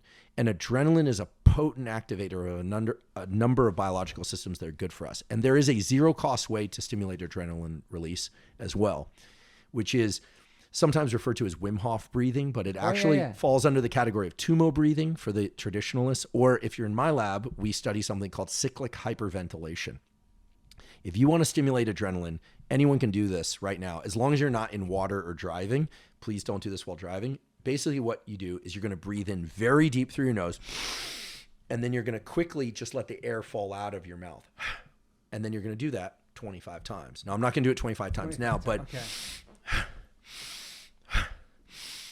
you will immediately start heating up. You'll feel your blood vessels start to change. You'll turn red. You'll feel alert. That's adrenaline. Then after 25 of those breaths, you exhale all your air. And you hold your breath, lungs empty for 15 to 30 seconds, and then you do it again. Second round, and then again. And then after the third round, you breathe in deep and you hold your breath. And what you'll notice is two things. First of all, you can hold your breath a lot longer than you'd be able to normally, and that's because you eliminated a lot of carbon dioxide. Gotcha. And carbon dioxide is the stimulus to breathe. Okay. Second of all, you'll feel very alert and very calm, which is a wonderful state to be in. Yeah. And there you didn't have to do an ice bath or do a sauna. Now, ice bath and sauna have additional benefits, but what I just described, cyclic hyperventilation, also called Tumo or Wim Hof breathing, has been shown in really nice peer-reviewed studies to, for instance, activate the immune system. Because if you think about it, how does your immune system know when there's a challenge? Well, typically you'll eat the wrong thing or you'll encounter a bacteria or virus, and then your body will release adrenaline. You feel that kind of stress or you feel kind of overwhelmed and exhausted. Well, you can use the sort of breathing I just described anytime you start to get like a throat tickle. So if you're out on tour and you do the germ-free handshake like Nick 13, right? Isn't he like a germaphobe? Who? Nick 13 from Tiger Army. I heard that. Yeah, I heard that. I don't know why. I don't know where I picked that up, but sorry, Nick. I don't know. I don't know him, but anyway, cool hair. Best hair in the world. Who has hair like that? I'm a germ collector. I hand the microphone out. I take it back. I sing goodness. along. So yeah. Well, that'll benefit your microbiome. We could talk about that. But in any case, if you're in an environment, you're starting to get that throat tickle, you're not feeling well, do that breathing that I just described. There's an amazing study where they had people either do that breathing or not, and then they injected people with E. coli, which I don't recommend. And the people who did that breathing had very few fever symptoms or nausea. Wow. There's some YouTube, Wim Hof has some YouTube videos where he takes you through the whole process. Yeah. He's great. Really, really helpful. Yeah. You've done it before too? Yeah. It's great. Don't do it in combination with anything where you submerge yourself in water. Can't state that seriously enough. At least 4 people have died doing cyclic hyperventilation and then trying to hold their breath extra long underwater. Wow. Not a good idea because you get what's called shallow water blackout. Free divers are familiar with what this is. You think you're fine, and then there's no flickering. There's no urgency to breathe. You've eliminated the urgency to breathe, and it's just lights out. And people have died. So keep the water immersion and the Wim Hof breathing separate. But yeah, kudos to Wim. He actually came out to my lab in 2016, visited. We did some kind of exploratory stuff together. he's a pioneer. It existed before Wim. The Tumo breathing's been around a long time. Yeah. And in geek speak, we just call it cyclic hyperventilation, you know. So how about fasting? Does that have a positive effect on longevity and the immune system? Great question. Yeah, so intermittent fasting. And juice cleansing too, yeah. And juice cleansing, yeah. So, or cleanse of any kind, yeah. You're vegan also? No. Okay, so you don't have to be a vegan to be an H2O? No, not at all. We've only got one in the band. Oh, I didn't know that. Yeah. So fasting falls into two categories. One is intermittent fasting, so only eating for a restricted number of hours each day, typically an 8 to 10 hour feeding window. I mean, there are those real psychos out there that only eat one meal per day. The problem with only eating one meal per day is that unless your caloric intake is really low, you're likely to eat far too many calories. You're going to get not too many calories rather, but too much food. You're going to too much volume. It's kind of uncomfortable. You can't fit. If I only eat once a day, I'm eating everything. Like everything. Oh, hell yeah. And then you don't feel well. You don't sleep well. You don't feel well, and so on. But if you're going to eat, between, let's say, 10 a.m. and 8 p.m., that's, a decent feeding window. You're then not eating between 10 p.m. and obviously, 8 p.m. Stella just taken off. Between 8 p.m. and 10 a.m. And so you're fasting the entire time, and a lot of it's during sleep. What's been demonstrated? Well, first of all, from an adherence perspective, a lot of people feel that they can stick to that kind of diet regimen a lot more easily than they can portion control. I'm one of these people. I don't eat half the croissant. If I lick the croissant, I'm eating the whole croissant. Okay. That's just me. Like, I love those damn things. I try and stay away. Have it today. Yeah, they're so good. And so some people are really good at portion control. They're like, I'm only going to have half the croissant. You're like, amazing. But intermittent fasting, it serves that purpose for a lot of people that are trying to keep their caloric intake in a certain range. The other thing is some people start to learn to really enjoy the fasted state. Yeah. They like water and coffee, which is compatible with fasting. There are a couple nuts out there on the internet saying like coffee is incompatible with fasting, breaks your fast. Listen, black coffee you're allowed to have, right? Correct? Yeah, I mean, if black coffee breaks your fast, you got bigger issues, because that means that your blood glucose levels aren't being handled regularly, and all that really means is you should probably do more zone 2 cardio and fast. Now, of course, longer fasts, a full day fast or 3 or 4 day fast, I'm not a big fan of. I think they send the system into a bit of disarray. You have something called the gut microbiome. You have trillions of bacteria living in your gut that are healthy for you. They stimulate your immune system. They're important for mood. Anyone that's taken antibiotics, you kill all that off. A lot of people feel kind of weird. A lot of people, you also have a microbiome on the surface of your skin, little bacteria running around, interacting with dogs, believe it or not. Kids that grow up with pets have healthier microbiomes than people that don't. Wow. People that play with dirt when they're kids have healthier microbiomes. We did a couple episodes on this. That's good for your immune system. You grow up around germs and dirt, all that stuff. Okay. In places like Japan, where they've severely limited interactions with dirt and microbes during development, there's a huge outbreak of asthma and other things. Like, kids will get one fleck of dust in their nose and and their lungs like, I've never seen this before. The microbiome is really incredible. And you have a microbiome in your nasal passages that is actually made healthier by nasal breathing. Your nose is a better filter for viruses and bacteria than is your mouth. So anytime I'm in a place where I'm like, I don't want to get sick, and I'm not a germaphobe, I will shift over to nasal breathing. And if I feel later I've got that throat tickle, I'll do that cyclic hyperventilation. Wow, man. It helps. It's not going to defeat everything, yeah, but it can really help. What about change this. Well, you just drink water sometimes, like a water fast for like 24 hours. You were doing that like once a month for a while. Yeah, right? I would do 24 hours. I actually went as far as 7 days doing a water fast. Just water. Were you very heavy at some point? Nah. This is sort of like how I roll. Like, I did 48 hours and I was like, what's next? 72. What's next? 5 days. What's next? 7 days. Just kept going. I think is for that a lot of you just water. No, I think for some people, as long as you get enough salt. Remember, every cell of your body requires electrolytes: sodium, magnesium, potassium. Fasting is going to be much easier, whether or not short term or these longer fasts you're describing, when you're getting enough sodium. So I say drink water with some salt in it, or Element is great. Just full disclosure, they are a podcast sponsor, but I was using them long before the podcast. Come on, man. Love that. Anyway, just, but, I just sort of naturally intermittent fast. Like, if I'm drinking caffeine and water in the morning, I like to work out in the morning if I can. I generally don't want to eat my first meal until about 11 a.m. And then I try and finish my last bite of food sometime around 8 or 9, but I'm not a nut about this. You know, there are times when I'm like, yeah, I'm a little hungry. I'm gonna have some strawberries before sleep or something. I'm not neurotic about it, but you know, I'm also not trying to get much leaner or much bigger or anything. I just want to maintain what I've got. Yeah. And I feel pretty healthy. And to me, healthy is, I can go out for a, 3 or 4 mile jog, and feel good. I can go into the gym and move some stuff around and feel good. I don't have any joint pain. I can, I could push around on a skateboard and, have some fun doing that. Am I going to go run with Rich Roll? Well, no, not. He's no asked chance. me to, I get too scared. I mean, listen, a little point about Rich Roll. Rich Roll, anytime he's come over to my house, has been a few times where people have run into him, afterwards, the women and the men comment on the beauty of his calves. Can you believe that? I'm going to embarrass it. Like, it's ridiculous. Like, men and women are like, men and women are like, have you seen his calves? And I'm like, what is it with Rich Roll's calves? You know? See this guy's calves. Exactly. What about like a juice cleanse where it's just green juice, Okay. no sugar, just vegetables? Okay. Yeah. So to close the hatch on fasting, I think it's one way to access some of the health benefits of like clearing out of dead cells, senescent cells that is thought to lead to enhanced longevity, but it's not the only way. You could also do subcaloric, portion control. It's just one way to eat. And I have a colleague and friend, his name is Sachin Panda. He's down at the Salk Institute in San Diego. He's an expert in intermittent fasting. And I asked him, why is the 8-hour eating window, the thing that everyone does? And he said, oh, that's because the graduate student in my lab, his girlfriend only let him come to the lab for 8 hours a day.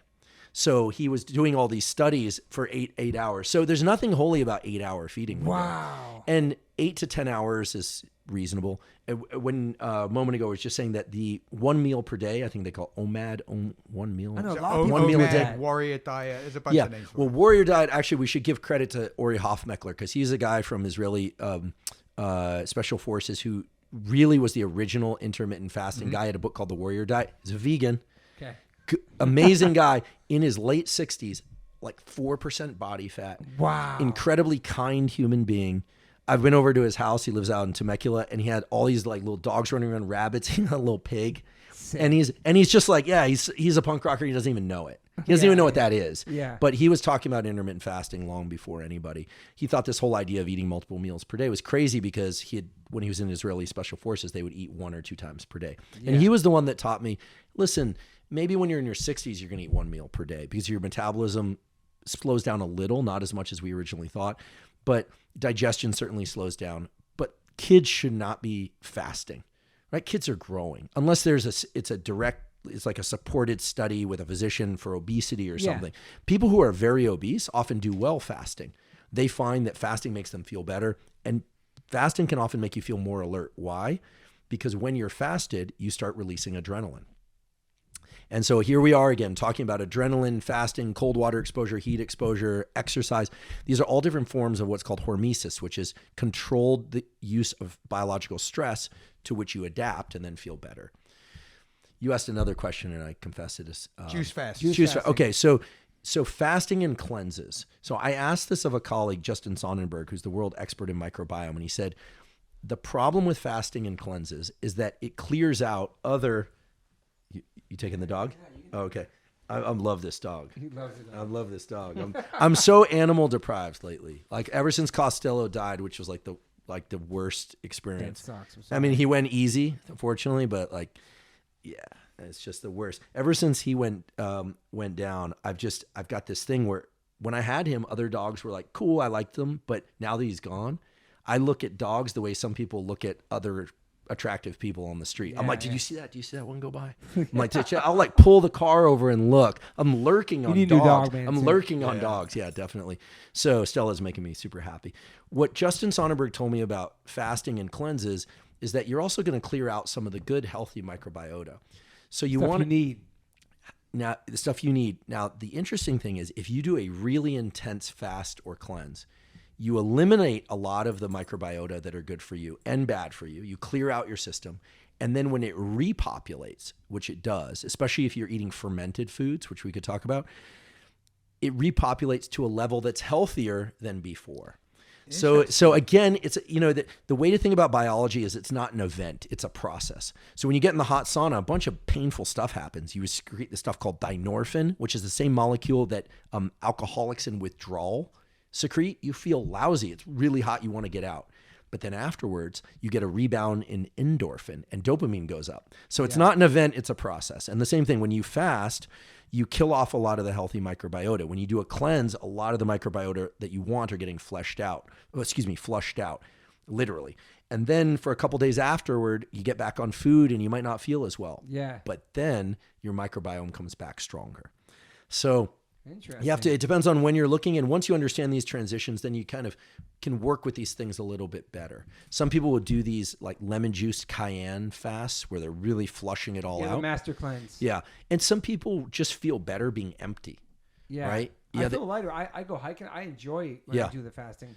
Yeah. I can do a lot of push-ups. I feel like I'm born. But we're obviously in shape. What do you do, by the way? What's your exercise? I try to do 100 push-ups a day. I do my pull-ups in that room. I do my abs, and I go to Run You Can. That's all I do. And when you're on tour? I do cardio every night, singing, jumping around. That's like my 45 minutes. I'm in great shape on tour. I'll never forget one time I don't think it was like a festival tour or something, but it was some tour, and I went around the side of the bus, and Brian Keeneland was there practicing his karate or something and lifting weights. And I was like, no wonder he's still in shape. He does that. Yeah, no, he's always looked like he's taken really good care of himself. He's always been in shape. Nice guy, but if he wasn't, he's the kind of guy that you wouldn't want to get in a scrap with. Yeah. Because he's got a head like my bulldog Costello. He just kind of looks like he would headbutt stuff. No, he's always been in shape. Yeah. And that's, to me, I'm very impressed with people that maintain their shape over long periods of time. I've always said, I'm never going to be the strongest or fastest or person with most endurance, but I intend to be the person who's maintained fitness for the longest time. So when I go down listening to the sentence, I hope to be in good shape. You've maintained for a long time now. I've done all right. You've turned it around. Yeah. What do you do? So I lift 3 days a week and I do cardio 3 days a week. Yeah. And I stretch a bunch. Yeah. Are you in good shape? And when you're on tour? Like a lot of walking. Yeah. Like you bought those straps on tour. Oh, TRX straps? Yeah. But I bought them on one tour. So the thing with tour, it's like the best laid plans fall apart like 3 days into a tour. Right. And you're eating potato chips and salsa and walking a coffee But shop. not you, because you're vegan, healthy vegan. Yeah, right? yeah, but he's pretty healthy too. Potato chips are vegan too. I would say, I don't know if you want to do tour this way, but if you could, I would stick to intermittent. Oh, it's going to be tough because of your schedule. You do that on tour. So that was something I used to try to do to get on the time schedule. Yeah. Because we would hit the ground right from from airport to stage, have to stay up late, and I would try and fast for a day and then get on like the local eating schedule. A really good. Oh, sorry, I didn't mean to cut you off. No, that seems like a good regimen. I mean, a really terrific set of advice that I got that I keep in mind is when you travel, double down on your health practices. Yeah. A lot of people when they travel, they're like, "Oh, I'm done with that. I'm not going to train." If you double down on your health practices when you travel, you feel so much better and you get a lot more out of the experience. And but I'm the nut that goes looking for a gym in Paris in the afternoon, and people are like, "What are you doing? You're in Paris." I'm like, but for me, culturally, it's kind of interesting to go to a gym in another place. Mm-hmm. Yeah. I'll never forget the first time I went into a gym in Paris and there was an ashtray molded into the squat rack. Wow. No joke. Wow. Yeah. And I was in Costa Rica recently, and there's a gym in Santa Teresa, Costa Rica, and it literally looks like Flintstones. They've got like rocks on the ends of bars, and so it's kind of fun. Like you can make it interesting, or I like to run in a new city because you get to see stuff. So there are ways. I want to step that up too when I go back on tour, start running on tour. Yeah, I feel like after the recent few years, the great unpleasantness is over. And we actually get back out on tour for the first time. It's going to be like starting over, and we're going to get to rebuild in a like healthier. Yeah. When do you guys set out? July was supposed to go to Europe for like 20 shows or something. I was going to say I've never seen a live at H2O show except the one in. We'll be out here in June. The one in Santa Barbara. We'll be out here in June. Yeah, we'll be here in June. Got to come out. Do you have any more questions? Fam? Nah, it's been awesome. Well, my last question, I guess, will be about just having a positive mental attitude. You seem like a person who's very positive. I'm generally an optimist. It's taken work. I wouldn't consider myself somebody who struggles with like deep, dark pits of depression, but I've had them genuinely that have lasted. I can feel when I'm veering towards negativity. Yeah. And you just have to remember that, I'm a big believer in behaviors first and then expect your emotions to follow. The moment emotions start leading, is usually when you get yourself into trouble. Yeah. Positive emotions too. So there's something really beautiful about realizing that behaviors can drive emotions, and I try and stick to that. And I do the things. I try and do all the things I talk about, and I'm not perfect about it. I get poor night's sleep every once in a while. I sometimes eat the wrong things. I definitely sometimes say the wrong things, and but none of us are perfect. But I've learned, growing up, like I felt like health and personal health was about the most unpunk thing that you could do. The whole idea was to just like go down in a ball of flames, it felt like. And then over time I realized, that's crazy. Like the people I really admire are people that have kept it up for a long time. Maybe they had more resilience going in than I did. Yeah. So I think you build up these practices over time, and then it just kind of becomes natural. But listen, I've been greatly inspired by the positive mental attitude thing that you've really emphasized and that others have emphasized. And it's a decision. And it's a decision that you make over and over and again. It's not like a switch that you flip, as you know. Yeah, it's just like over and over. It's definitely a struggle. It's like not every day you're happy. You know what I mean? Just It's how you live your life, what you eat, just everything you surround yourself with. Once again, it's a process, not an event. Exactly. That's right. Yeah, exactly. Exactly. That's perfectly stated. Yeah, it's so true, man. Yeah. Well, thank you for being here, man. That was. Let me double check my questions. Double check your questions going there right here.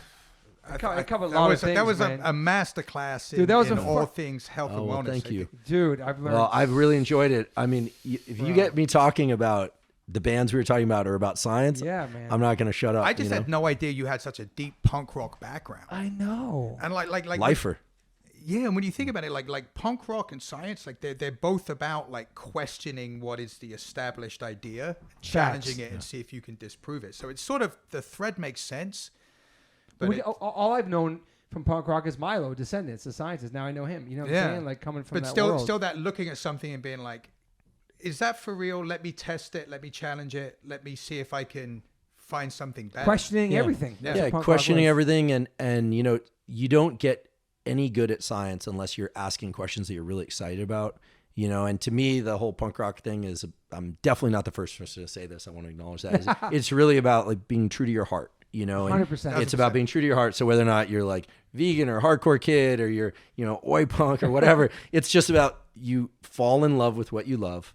And then you just put everything you have into appreciation for that and trying to transmute that into the other things you do. So 100%, it's not apparent from the outside, but punk rock and skateboarding, but just the whole ethos around putting your heart into things is at the core of everything. Yeah, and I love that. And I love that that's what brought you here. We're connected by that. You know what I mean? But plus I learned so much today about so many things, like questions about if I was doing the wrong thing or taking the wrong thing. Yeah. Or, you know what I mean? Like, for sure.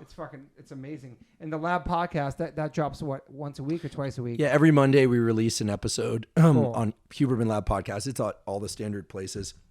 And those are admittedly long, kind of classroom type descriptions, but we talk about a lot of tools.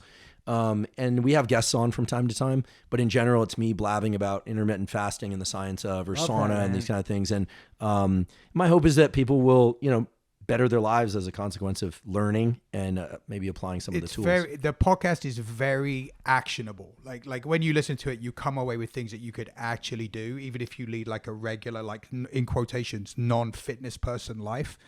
So thanks for putting out all that great information. Super helpful for a lot of people. Thank you. And thanks so much for having me. I truly feel like I'm in the presence of punk rock star icons. When Rich Roll introduced us the other day, he FaceTimed and you guys were there. Sick. And I was like, oh my God, that's Toby Morse. I was like, I was sort of thinking like, whoa, like, I don't care about celebrity at all. But if you put me in the presence of somebody who has done something in and for the punk rock community or the skateboard community, I sort of gulp. My cortisol goes up a little bit. Appreciate those. Yeah. Appreciate the love. Yeah, man. It's out of respect. Thank you. Yeah. I learned about breathing through my nose, and just that one thing could change so much for me. Just sleeping, just anytime I'm stressed, anxiety. You know what I'm saying? Like, it's just little things like that. For you, for flights especially, some of this stuff is invaluable. Yeah, I have this crazy fear of flying. Not about the plane doing anything bad, but once I'm on the plane and I get a nervous stomach, I always have to sit by the bathrooms at the back of the plane. And my whole band's been suffering with me for 20 years, sitting with me in the back of the plane because I have this thing where I have to be by the toilet in case I have to go to the bathroom. I've never had to go to the bathroom. I never shit my pants on the plane. It's this weird mental thing of flying. Yeah, I would try gonna send over some things. I'm gonna send over the light thing, some of these supplements. I'll send those over, some Element, and then also a hypnosis script for flying. Ooh. Yeah.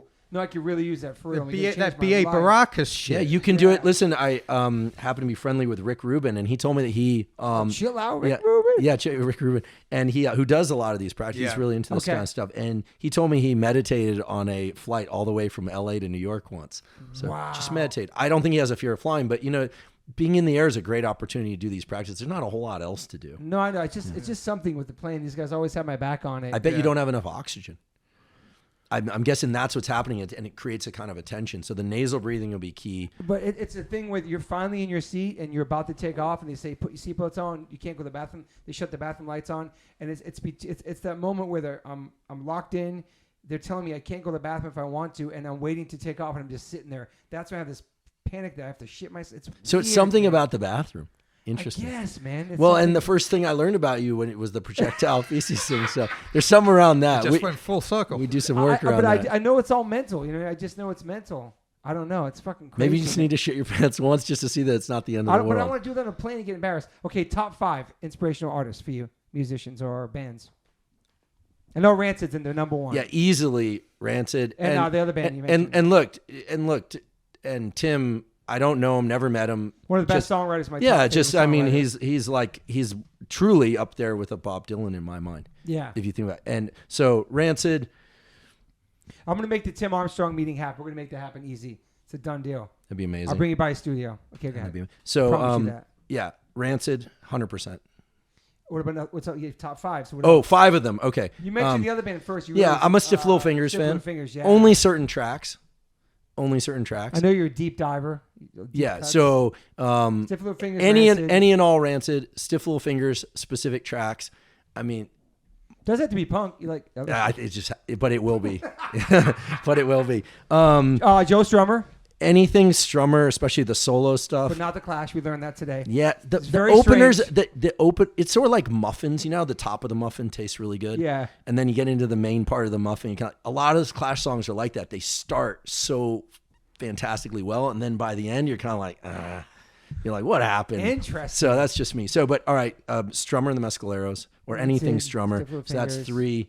I have some guilty pleasures in there. I'm a big fan of that band James, the band. Oh, English band. Yeah, English band. They have like 12 people, horns. Yeah. Okay. It's really poppy. Yeah. Okay. They do amazing live shows. Okay, that's okay. Yeah, guilty pleasure. Pop's fun. Love James. And then interesting. How about like an Oasis or like a poppier band? Nothing. No, does nothing for me. Wow. I mean, occasionally there's a song. Oops. You got no Coldplay? Who? I actually can't tell you a Coldplay song. Okay. I can't tell you. No hip hop? A little bit here and there, yeah, occasionally, but yeah, it doesn't feel like me, and I don't feel like it. It doesn't resonate. Ramones that way. Okay, so if I had to, the Ramones song "Bongo Goes to Blitzburg" or whatever that song is. Yeah. Well, I think it's got another name too. They released it with 2 different names. Yeah. That song is amazing. Okay. And it's also about like the whole Reagan era politics, yeah, which was kind of preceded me. I was alive then, but I was too young to really get into. I absolutely love that song. And you got to love the Ramones also just for the look that they created and the fact they made everyone change their last name to Ramon. So, like if nothing else, like some Ramones. Like that's an amazing thing, right? Yeah. And the fact that it's like one Republican guy and a Democrat, and then you got a guy who like sings about being a male prostitute, Interesting. I mean, if people haven't heard, the lyrics to 53rd and 3rd are about male prostitution, right? 50,000. I'm the one they never picked. Yeah, exactly. He's really into the lyrics of shit, man. Oh no, it's all plugged in. So lyrics and deep cuts. That's a good. Yeah, that'll be the 5, and then I suppose female voice bands. Like I love Natalie Merchant's voice. She's so soothing. Is that 10,000 Maniacs? Yeah, I mean, love her voice. And there are a few others, but yeah, I think that's we're gonna do a part 2, just music, man. We just go deep really on all things on some music, deep cuts and some lyrics. Or skateboarding. There's certain skateboarders. I mean, like, yesterday was Guy Mariano's birthday, and he put out a post. He rarely puts out posts. I mean, just the way that Guy does anything and everything, the way he pushes looks amazing. Mm-hmm. And kids nowadays are doing such unbelievable stuff, flippity flip stuff. Oh yeah. But Guy just does like one basic backside lip slide, and you're like, it looks incredible. This guy's like Christian Soy. I like what he's about. I've become friendly with Danny Way. Sick. Amazing. He's like an Evil Knievel of skateboarding. Yeah, totally. Tony's a super nice guy. Tony Hawk. I've I got heard you hit him up after his accident. Yeah, we're in touch. Okay, yeah, cool. you were in touch. He's healing really well too. I saw. He walked out to the Oscars. I saw that. Yeah. Into his movie premiere the other day. He didn't slap anybody though. Had to bring it up. Oops. Yo, Chappelle, this dude's a deep diving, deep cut, ranted songs I never heard of. He's a super deep diver too. Man. Can't help it. Like, he likes the most B-side shit. Yeah, I mean, if people haven't heard The Sentence or Ghost Dance or by Rancid, you heard of those songs? No. Oh. They're so good, and you can and some of them it took me years to figure out what Tim was saying. Like when he's really slurring and singing fast, and he's really angry. Those are the best songs. Yeah. Yeah. Yeah, there's a B-side. There's one called Demolition Sessions. There's an album called Demolition Sessions. My man dropped knowledge. And James, tell me check out James. Yeah. The Sick Sick World album. You know that album, Sick Sick World? No. Rancid album. It's got a picture of Tim holding a coffee mug, and it says on the floor, Spirit of 77. That's a record that came out? Sick Sick World. Yo, I don't know any of this shit. I'm going to do all deep dives, man. But I also love like Devil's Brigade. Yeah. I love all the offshoot stuff they did. Yeah, I mean, I think the Bastards are amazing and were amazing. And Lars is on tour right now on a solo record too. I just saw that. Yeah, he's impressive, and there's just the power that he puts into things. Totally. Yeah, can't fake it. I like everything he's done, all his projects, everything. Yeah, no, total respect and admiration, and frankly, I'm just grateful to all of these people to have made all this music because it's brought me so much pleasure over the years, love it, man. and so much soothing. Awesome. I'm honored that our music is part of a soundtrack of your life, that you're helping change things in the world. It makes me so happy. You know what I'm saying? Like, Well, for me, it's means been a lot. Thank you, truly, thank you, because it's been medicine for me. It's been therapy, medicine. It's a lifeline. No joke. Appreciate that. I'm honored, man. Adam Blake, thank you for being here too. Oh, thank you for having me, Toby Morse. We can do a part 2 though. Anytime. I could talk to you all fucking day. I learned Likewise. so much. I'm trying to take notes and make sure I'm getting it all in. Lucky you recorded it, isn't it? Duh. All right, thank you. I'm signing off. Thank you. Bye, everybody. Hey guys, thanks for listening. Please rate, review, subscribe. If you haven't subscribed yet to this podcast, please do that. And whatever platform you are listening to this on, I'm glad you found me. You can rate me and review me on there also. So thank you guys sincerely for the support. I cannot wait for you guys to hear the next one.